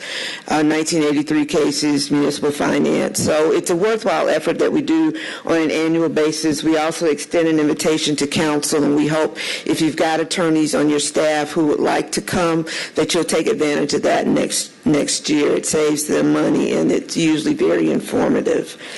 If we move to slide number 6, I'd like to highlight 2 things on there. One, I have to thank my staff. Lauren Clayton was the leader of our staff in terms of the United Way campaign, and the Department of Law received recognition for having the highest percentage rate of participants in that giving campaign. So I'm very proud of my staff and just wish to acknowledge them publicly for that. Also, I would like to take this time to acknowledge Stephanie Grant, who for the past 3 years has been on the board of directors of GMA, and this last year served as president of the city attorneys section. She's worked very hard. She worked very diligently and has represented the city well in this capacity, and we want to congratulate her on a very successful term. Moving to pages 7 and 8, where we talk about our litigation matters, just giving you some metrics. We currently have 957 open matters, 815 of which are being handled in-house. 142 have been outsourced to outside counsel.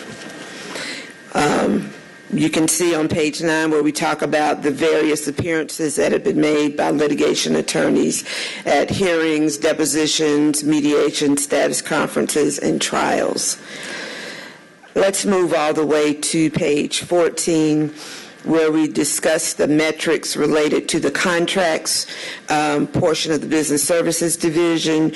You will see that over the third quarter, they handled 167 matters plus 9 meetings. Those matters include anywhere from solicitation reviews on behalf of the Department of Procurement, legislative reviews, advice and counsel, contract reviews, and the resolution of contract disputes.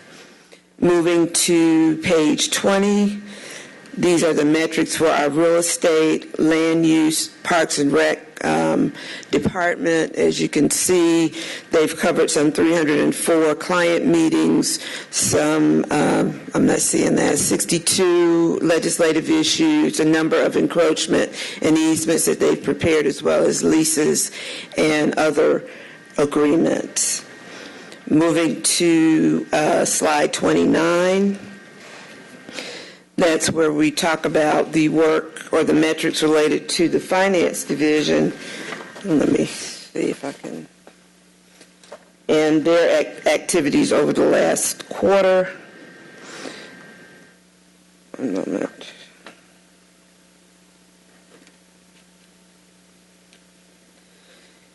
As you can see, there had a total of 237 client meetings, prepared 40 legal opinions, reviewed or prepared 38 pieces of legislation, engaged in 6 special projects, reviewed 110 General Assembly bills during the time that the General Assembly was in session, and you see a number of meetings related to the various boards, authorities, commissions, et cetera, that they provided staffing for.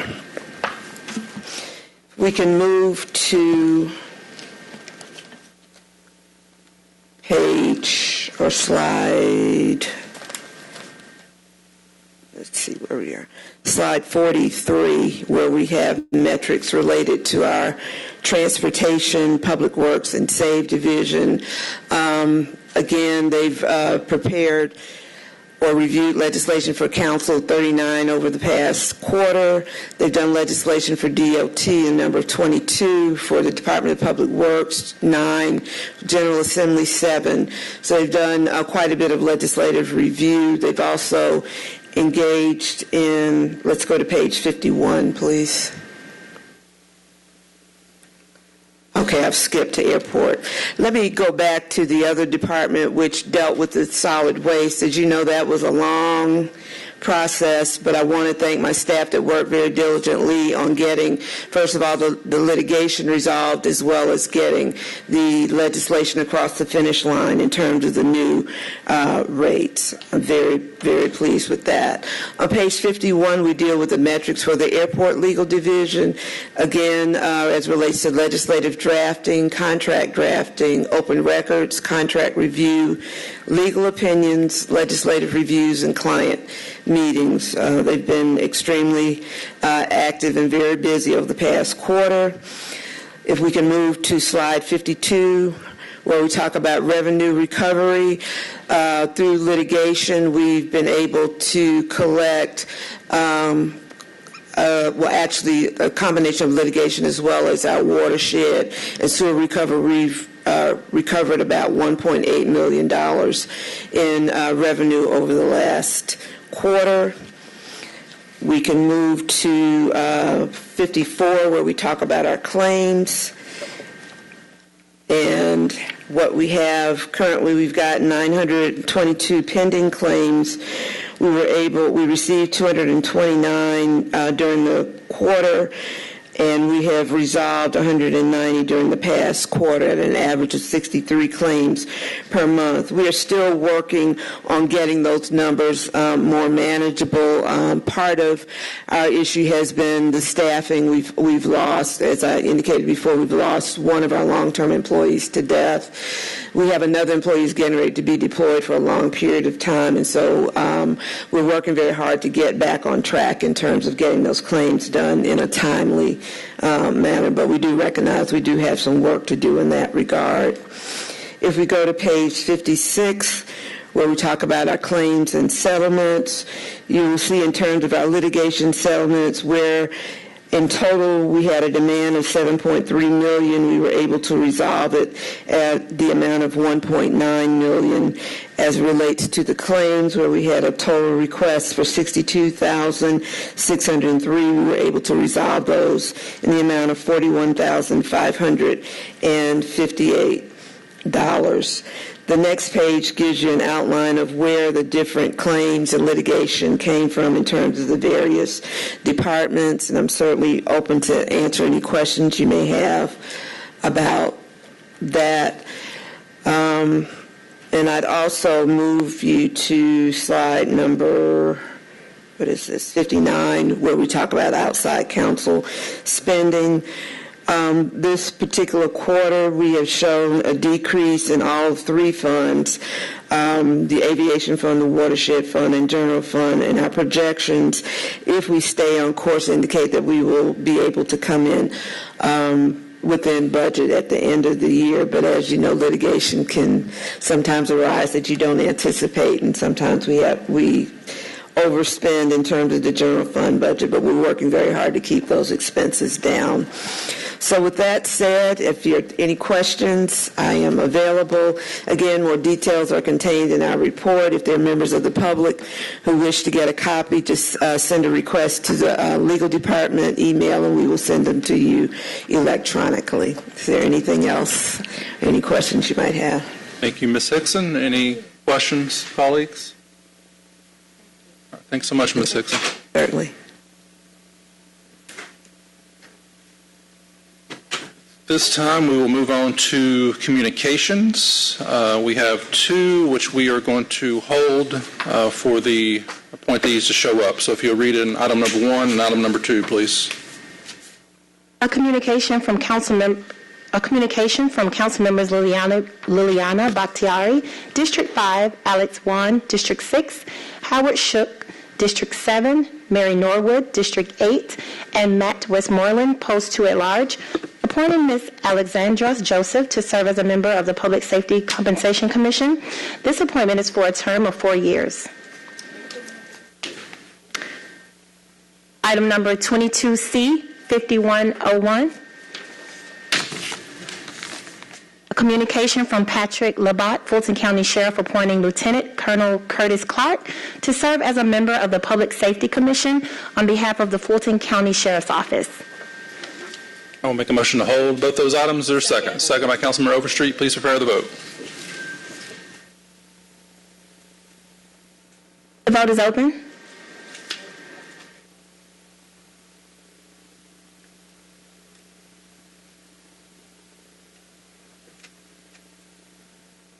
Please vote.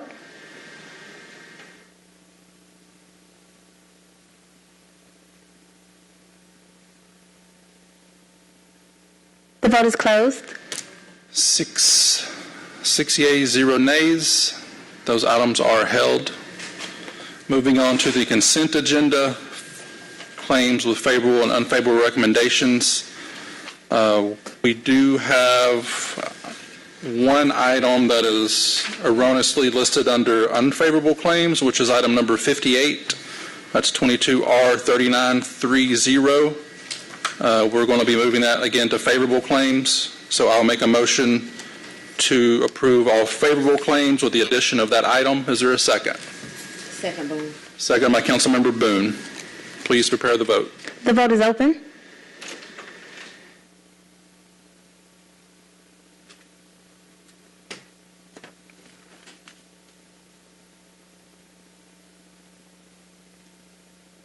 The vote is closed. 6 yeas, 0 nays. Those items are favorable. Now make a motion to adverse all unfavorable claims. Is there a second? Second, Boone. Second by Councilmember Boone. Please prepare the vote. The vote is open.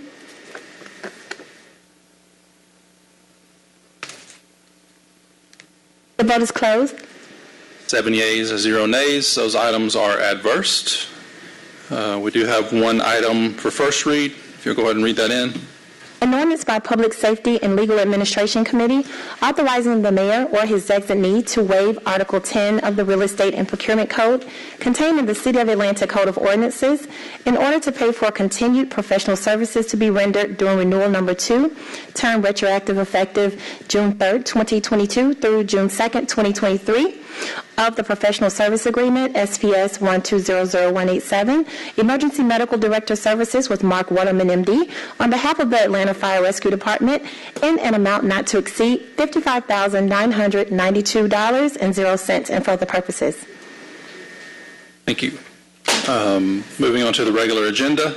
Ordinances for second read, 22-01486, item number 2.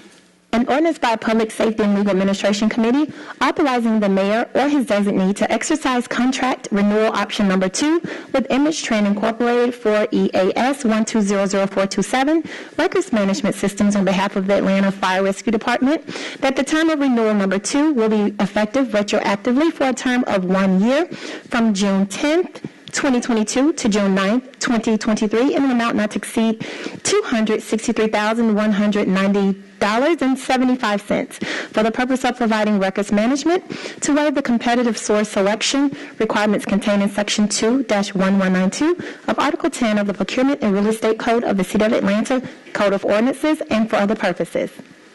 Motion to approve. Is there a second? Second by Councilmember Boone. Please prepare the vote. The vote is open.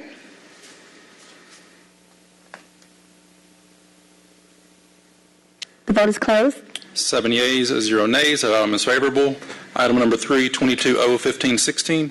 Amendments by Councilmember Dustin Hillis authorizing the Chief Financial Officer to amend the fiscal year 2022 General Government Capital Outlay Fund budget on behalf of the Atlanta Police Department by transferring to and from appropriations an amount not to exceed $250,000.00 for the purpose of constructing a SWAT building and for other purposes.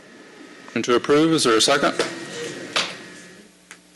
Second by Councilmember Boone. Please prepare the vote. The vote is open. The vote is closed. 7 yeas, 0 nays. That item is favorable. Moving on to resolutions, 22R3852. A resolution by Councilmembers Keisha Sean Waite, Liliana Bakhtiari, Andrea L. Boone, Jason Dozier, Jason H. Winston, and Byron D. Amos, urging the Georgia General Assembly to amend Article 2, Chapter 1 of Title 42 of the Official Code of Georgia Annotated regarding the Sexual Offender Registration Review Board to adopt Miriam's Law, which expands requirements for individuals currently on the Sex Offender Registry to better protect the citizens of Georgia and for other purposes. All right, motion to approve by Councilmember Boone. Is there a second? Second by Councilmember Amos. Councilmember Bond, do you have a question or comment? I'd like to have my name added. Okay, make that motion.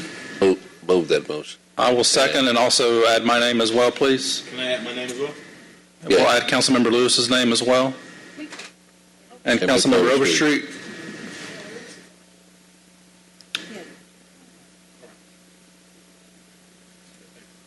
So please put up that vote. The vote is open.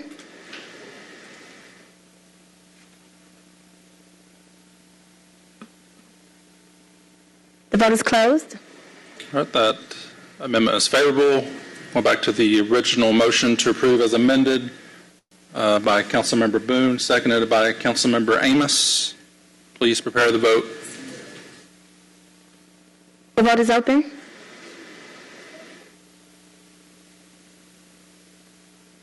The vote is closed.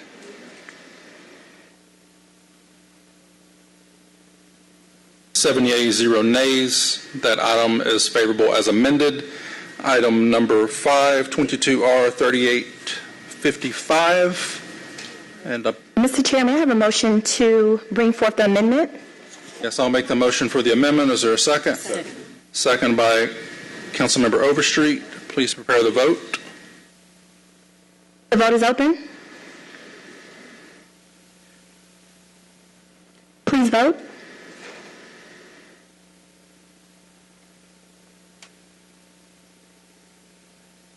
The vote is closed.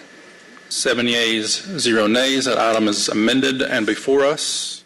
A resolution by Council Members Andrea L. Boone, Antonio Lewis, Michael Julian Bond, Byron D. Amos, Marcy Collier Overstreet, Dustin Hillis, Matt Westmoreland, Liliana Bakhtiari, Keisha Sean Waits, and Jason H. Winston, as amended by Public Safety Legal Administration Committee, requesting that the Fulton County District Attorney investigate opportunities to criminally charge property owners, landlords who are in violation of the City of Atlanta's Housing Code and grossly negligent in providing the minimum standards related to maintenance and security for leased, rented residential housing, and to urge the Atlanta Police Department, the Office of Code Enforcement, and the Office of the City Solicitor to diligently pursue all complaints against neglectful property owners, landlords, and for other purposes.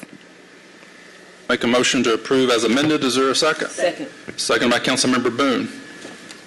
Councilmember Boone, did you have a comment? Yes, I would like to thank my colleagues for supporting this very, very important resolution For those who have not seen the June 15th AJC article, I brought it for all of you all to see it. I brought it for all of you all to see this article. Hundreds of people in our community are living like animals. Mold, mildew, our grandmothers, our children, each and every one of us that sit here can see this happening from the time we have been elected. We are asking that all law enforcement get involved with this issue. Thank you. Councilmember Overstreet. I want to thank Councilmember Boone for putting this legislation forward and allowing us to co-sign with her. I agree with everything that you're saying. I know that right now we are in a situation where we are spending $9 million on one property because of bad investors and landlords. And as a city, we cannot afford to do that for all of the properties that are in this type condition. For displacement, or to make sure that the people that are living there to move somewhere else, and all of the things that we're going through as a city to make sure that that particular subdivision or that particular place is being made whole. We can't afford to do that for all of them. So it is time for this type of legislation. I really thank you very much for putting this forward, because it's time for that. Councilmember Amos.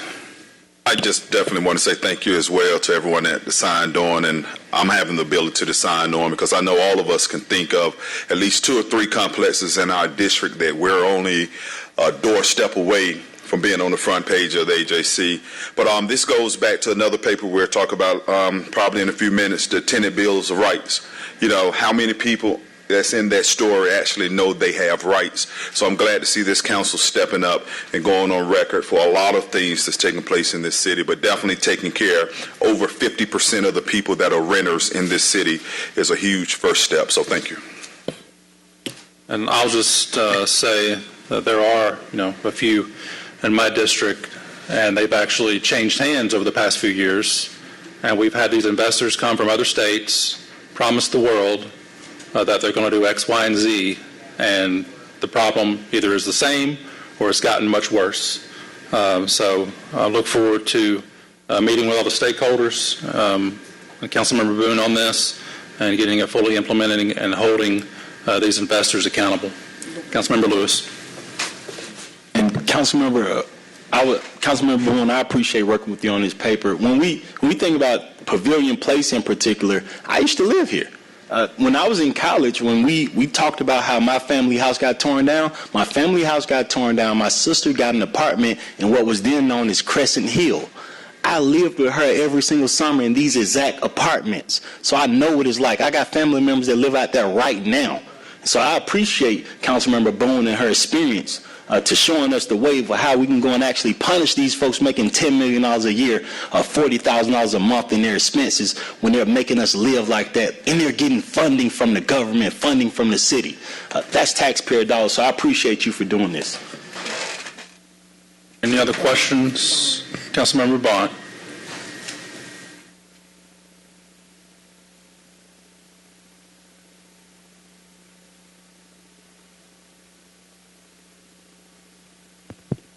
I think it's on. Okay. Thank you. Well, thank you, Mr. Chair. Thank Councilwoman Booth for taking the lead on this issue to hold these people accountable for, what they're not doing on site. And, this is a problem that actually goes back decades in Atlanta when everyone made a big deal about revitalizing AHA and the way that they changed their units. People laid the burden of the poverty and the crime in Atlanta at their doorstep when it was actually in the privately owned apartment complexes around the city that nothing had been done about. If you look at where the majority of the poverty, the depravity, the miserable places to live, they're in private investor hands. And I know Councilman Amos would agree with me. I mean, there were properties that when I was elected in District 3 back in '94 that I have tried to get either demolished or renovated year in, year out, only to have people play the shell game of going to HUD to get a rehab loan on properties that have had rehab loans year in and year out. So if you're an investor, and let's say those properties right there across from Troy Street, Byron up on the hill on Boone Boulevard, Old Simpson Road, they have probably been, as those properties have changed hands, there have probably been 5 loans from HUD on that property since the early 90s. And as long as HUD will allow property owners or investors to come and get new money on old, dilapidated, not renovated property, as long as that opportunity exists, we're going to be locked in this cycle. Because that's where the money comes from that these investors go after. It doesn't matter what has happened on site, doesn't matter what has happened or what has not happened on the property before. If you got a clean slate, you can go to HUD and continue to exploit people. And that's literally the bottom line. You get the money. You don't even have to fully invest. You can go belly up and still collect rent on subpar units within the city of Atlanta. And that's why people are allowed to live in these conditions. And I want to invite all of you. I introduced a paper, I think that will be coming up in CDHS tomorrow, which will allow our building code department to pull the certificate of occupancies from these type of landlords. Absolutely. So that they can't lease substandard or property that does not meet code to any person in the city of Atlanta. So, this is a 1-2 punch so that we can produce the type of decent housing that our citizens deserve. My hat's off to you, Councilwoman Boone, and all who signed on. Thank you, sir. We have several questions regarding how could a place like Forest Cove get in that position? How can people live in Darren Village? How can people continue to live in Farron Gordon apartments right around the corner from us? This must stop, and we will use every tool possible to take care of the citizens of Atlanta. Councilmember Overstreet. So I just pulled it up because I wanted to make sure that I got this right. I know in District 11, and this is just one of several different complexes that are living in inhumane situations, which is just not right. And we can do something about it, and we will. This is just the beginning. But Royal Courts Apartments was actually issued 185 violations at one time last summer. 185 violations at one time. I think we should never, ever, ever, ever allow that to happen again, because you don't accumulate 185 violations, code violations, overnight. This should definitely help with that as well. We've got to do something about this, and I really am so glad that we are now calling it what it really is. Thank you. Councilmember Bakhtiar. Yes, I also wanted to say thank you to Councilmember Boone, because one of the things we're currently dealing with in my district is we have housing complexes that are supposed to be affordable that are being mismanaged by slumlords who are holding onto these properties. And something I've been struggling with code enforcement is we also have a lot of people that are staying there that are not registered on the lease, that are staying there, we're dealing with domestic violence situations with people that are not on these leases, that are not being held accountable by property owners who are also dealing out of these complexes and endangering the kids that live there. And then in turn, adding to the stigma that already exists around affordability. And so it's making it very difficult for me to advocate for affordable housing in my communities, which is already hard enough because, as we know, the price point in our districts is just shooting up by the month. So thank you for this, because I have been at my wit's end at trying to address these situations, not even holistically, just at all. So thank you so much. Anyone else? The motion is before us. Motion by myself, seconded by Boone. Please prepare the vote. The vote is open. The vote is closed. 7 yeas, 0 nays. Item is favorable as amended. Item number 6, 22R 3857. A resolution by council members Byron D. Amos and Michael Julian Bond urging the mayor or his designee to conduct a feasibility study to provide recommendations regarding the establishment of a unit of park rangers to serve as dedicated enforcement to ensure the safety of City of Atlanta parks and for other purposes. All right, Amos, do you have to speak to this? Seconded by, motion by Councilmember Amos, seconded by Councilmember Overstreet. Please prepare the vote. The vote is open.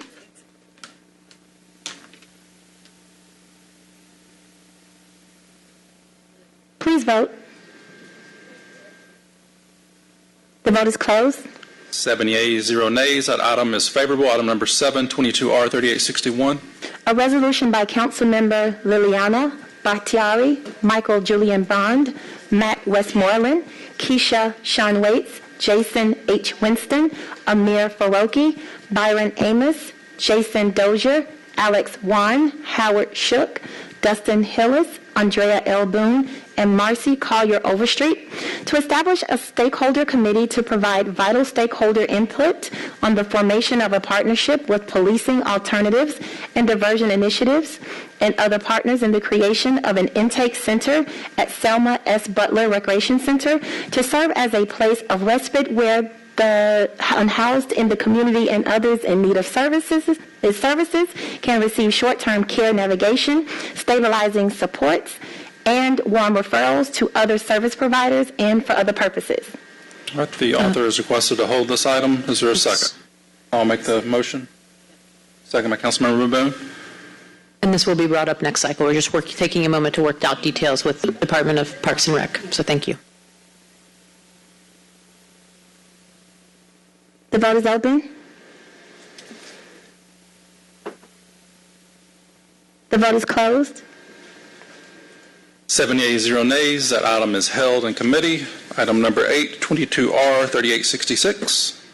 A resolution by Councilmember Keisha Sean Waits, Liliana Bakhtiari, and Antonio Lewis authorizing the mayor or his designee to repurpose the Atlanta City Detention Center into a diversion and crisis center to include mental health, drug and alcohol treatment services, space for nonprofit service providers, and offer transitional housing, and to name the center the John Robert Lewis Health and Wellness Center and for other purposes. Councilmember Waits, recognized.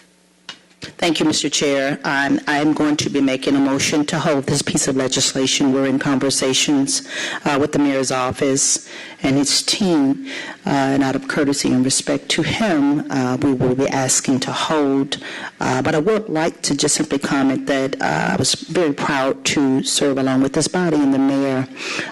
We passed what was called a People First budget, and it's my hope that we will continue to put people first in terms of visiting this legislation. I also want to go on record in indicating that I have a very personal interest in this conversation in terms of the health and mental health and wellness facility, and that I have a brother and father that have been dealing with drug addiction for my father, I would say 4 decades, and my younger brother, I would say 2 decades. And so I can personally speak to how drugs can be devastating to a family, and to the family unit. And so for that reason, this is very special and important, and we want to make sure we perfect the legislation and work with all of the policy experts to work out the details. And so for that reason, we're asking to hold. Thank you.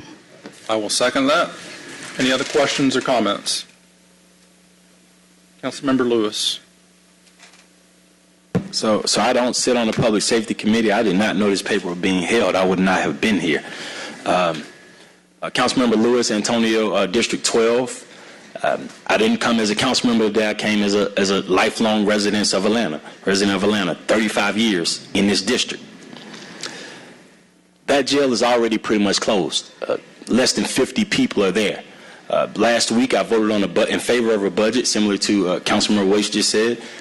The reason I voted on that portion of the budget, understanding that almost $17 million was going into a facility with less than 50 people, was because I was told that funding was only spent on money that would go to checks for correctional officers and for upkeep of the building.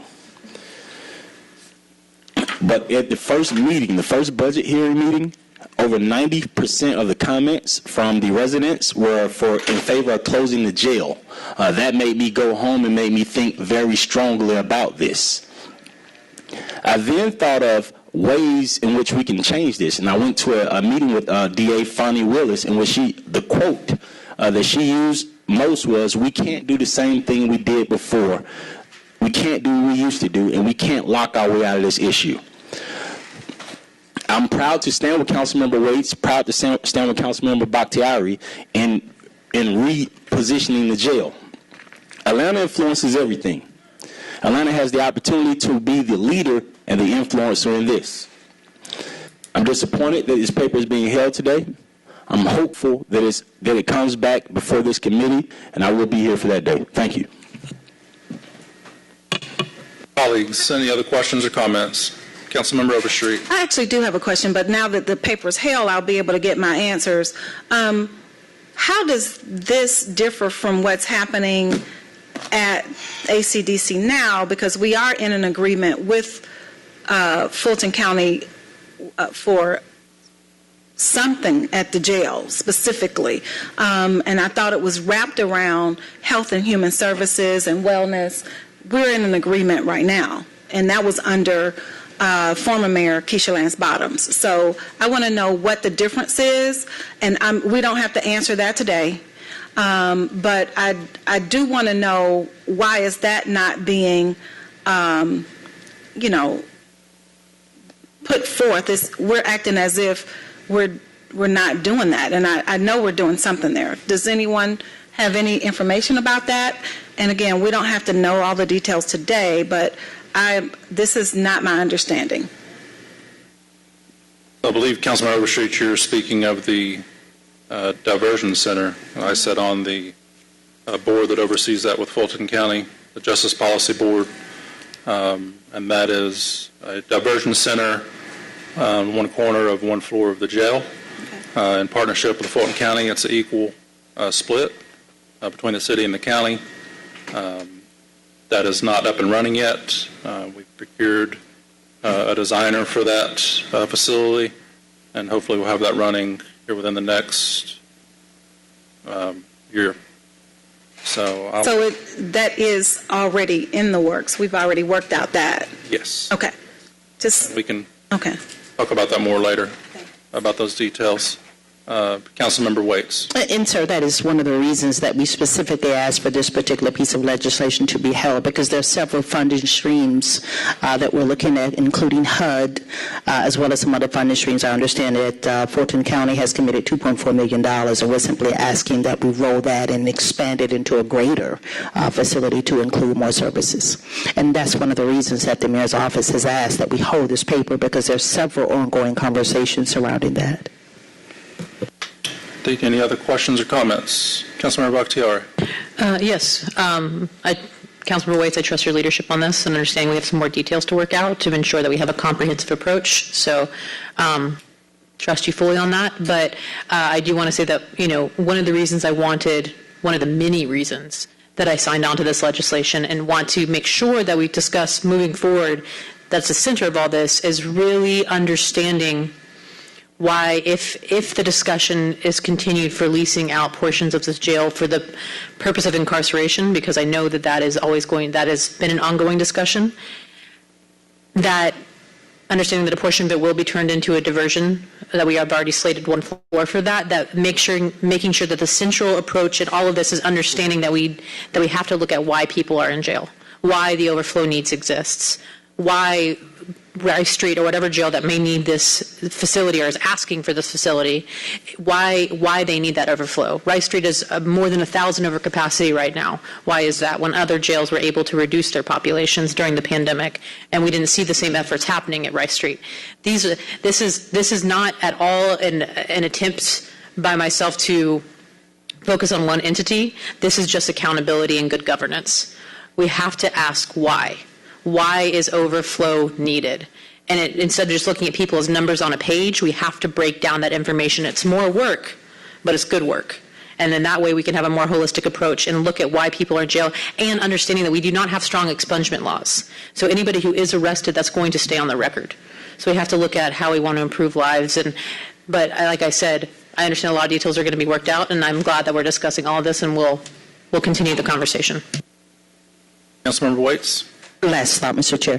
Councilmember, I just wanted to let you know that this was also the recommendation of the advocates who actually put forth the draft of legislation to allow us to work out the details. And so everybody is a part of that conversation. So this was not something that was in my wishes.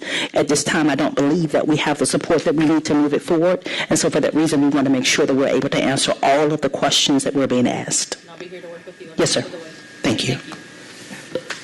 All right. Councilmember Waits has made the motion. I have seconded it to hold. Please prepare the vote. The vote is open. The vote is closed. That item is held. 7 yeas, 0 nays. Moving on to item number 9, 22R3951. A resolution by Public Safety and Legal Administration Committee authorizing the mayor on the behalf of the City of Atlanta to enter into Amendment Number 6 for FC 9974, citywide contract for demolition and asbestos abatement services with Kittsburg Construction Incorporated and Southern Demolition and Environmental Incorporated for the purpose of adding funds in an amount not to exceed $700,000 and 0 cents for all contractors, all contracted work to be charged to and paid from accounts listed below and for other purposes. Motion to approve. Is there a second? Second by Councilmember Boone. Please prepare the vote.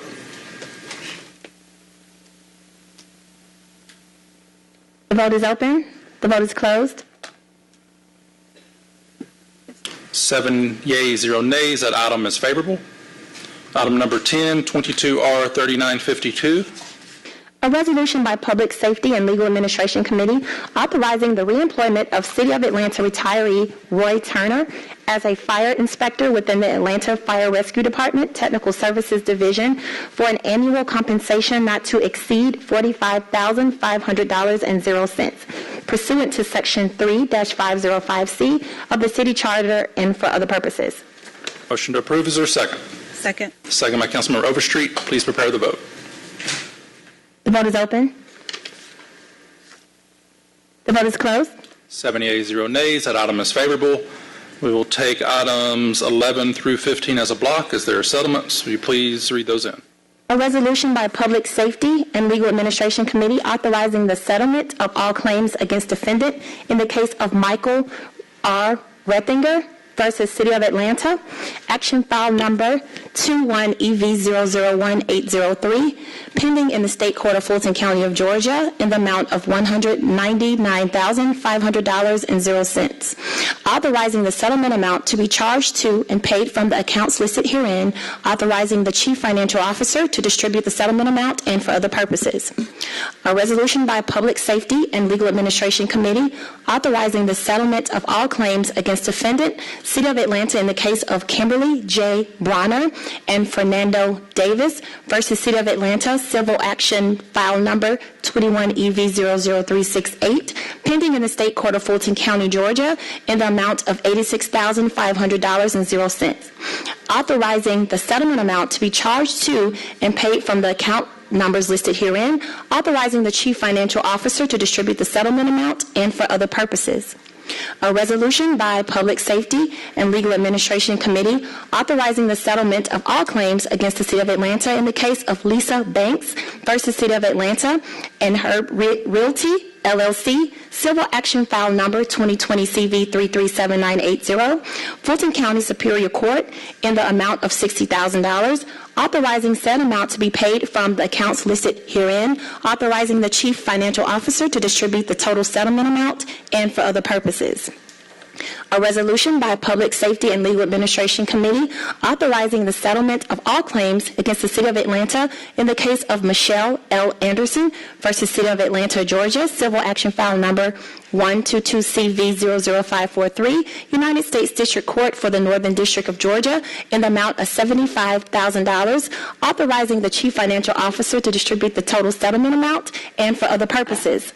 A resolution by Public Safety and Legal Administration Committee authorizing the settlement of all claims against the City of Atlanta in the case of Bruce Mayhew and Tabitha Mayhew versus City of Atlanta, Civil Action File Number 2021 CV 356538. Authorizing said amount to be paid from the accounts listed herein, authorizing the Chief Financial Officer to distribute the total amount, and for other purposes.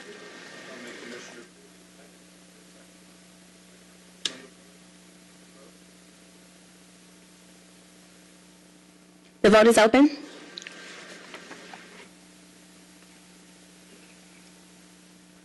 Please vote. The vote is closed. That is 6 yeas, 0 nays, and again, my mic was off, so the motion was to approve those items. I was the motioner. Councilmember Boone was the seconder. Again, favorable, 6 yeas, 0 nays.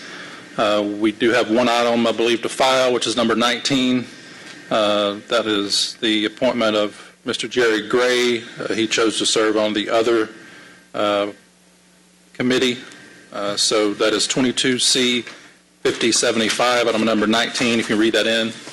A communication from Mayor Andre Dickens appointing Mr. Jerry Gray to serve as a member of the Alcohol Technical Advisory Group, ATAC 3. Motion to file. Is there a second? Second by Councilmember Boone. Please prepare the vote. The vote is open.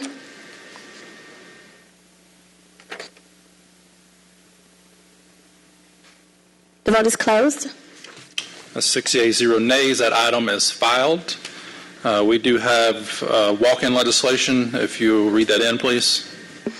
A resolution to amend resolution number 22R3056, adopted by the Atlanta City Council on February 7, 2022, and approved per city charter 2-403 on February 16, 2022, which expanded the purpose and membership of the Public Safety Commission, established pursuant to resolution number 21R3441 to add the chairperson of the Atlanta Planning Advisory Board's Public Safety Committee as a member of the commission, and for other purposes.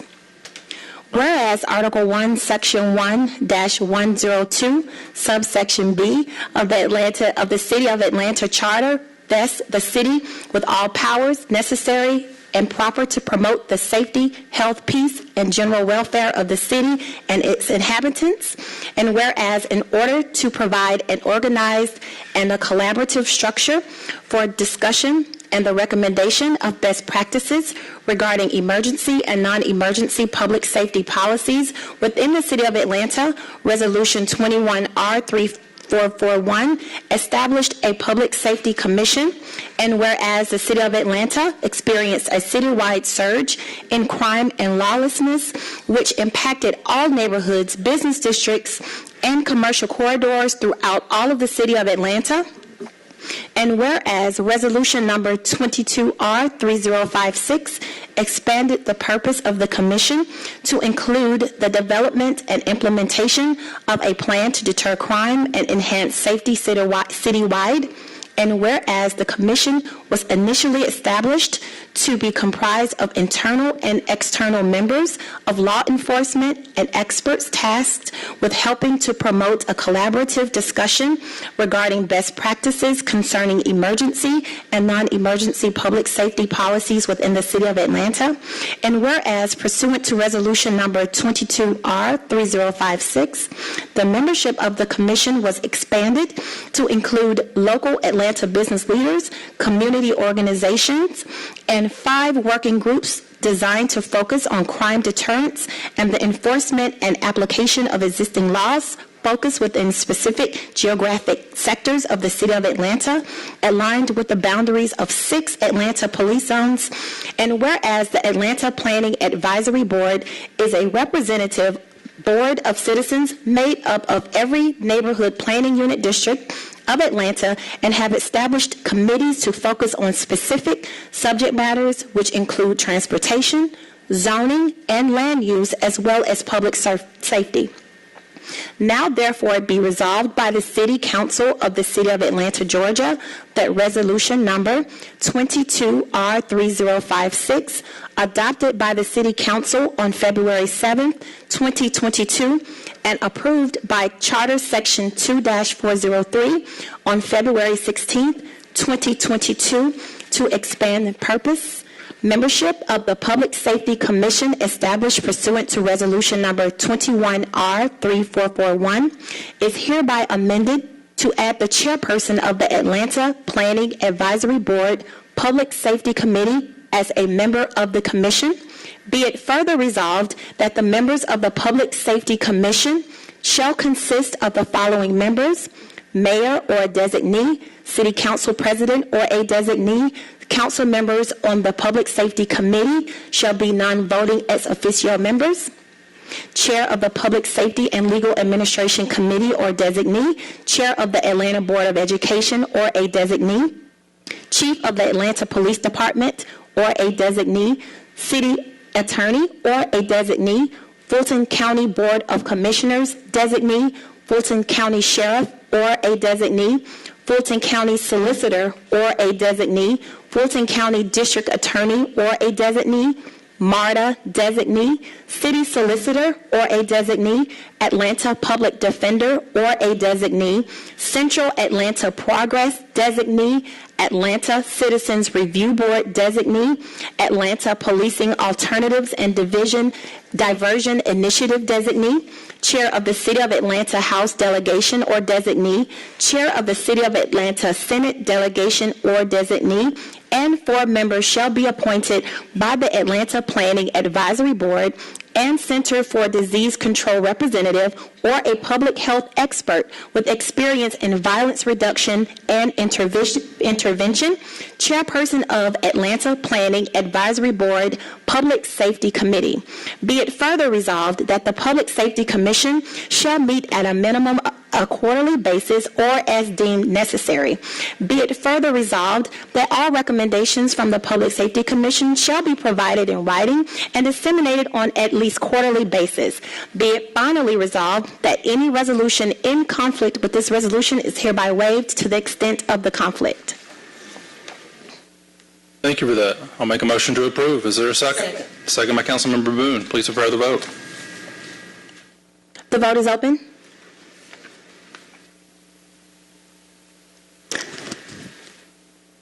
The vote is closed. That is approved with 6 yeas and 0 nays. I believe that completes our legislative agenda. Is that correct? Yes, Mr. Chair.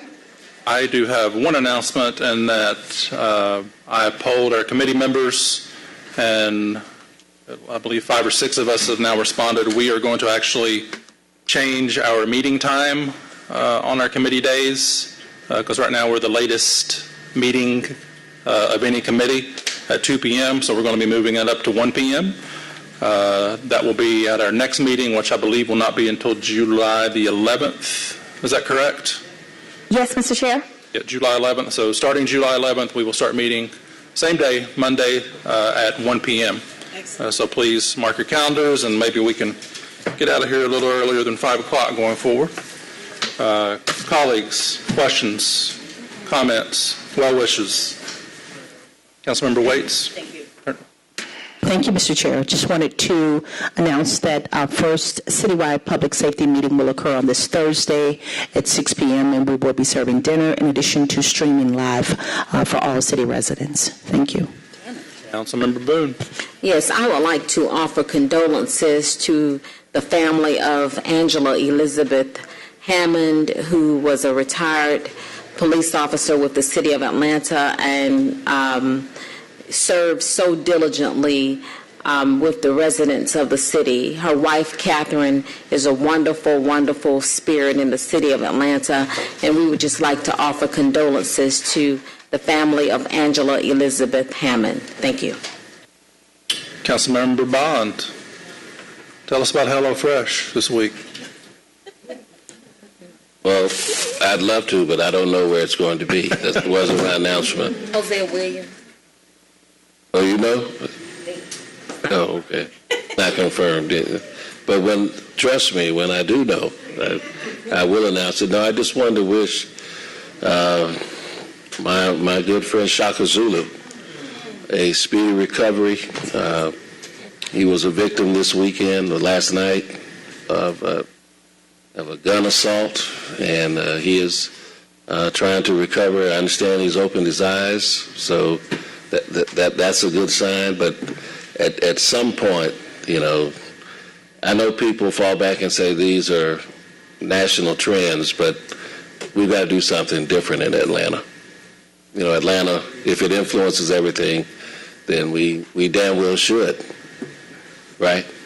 We should step up and do something about it. The shooting at the subway yesterday, I mean, I literally had rode right past there because it's just blocks from my house at the same time that it occurred. So, we've really got to do something different here. If Atlanta's going to be the leader, then we need to lead. And we just wish Shaka the best. Yeah, we're praying for you, buddy. Thank you, Councilmember Bond. I believe that concludes our business. We are adjourned on unanimous consent.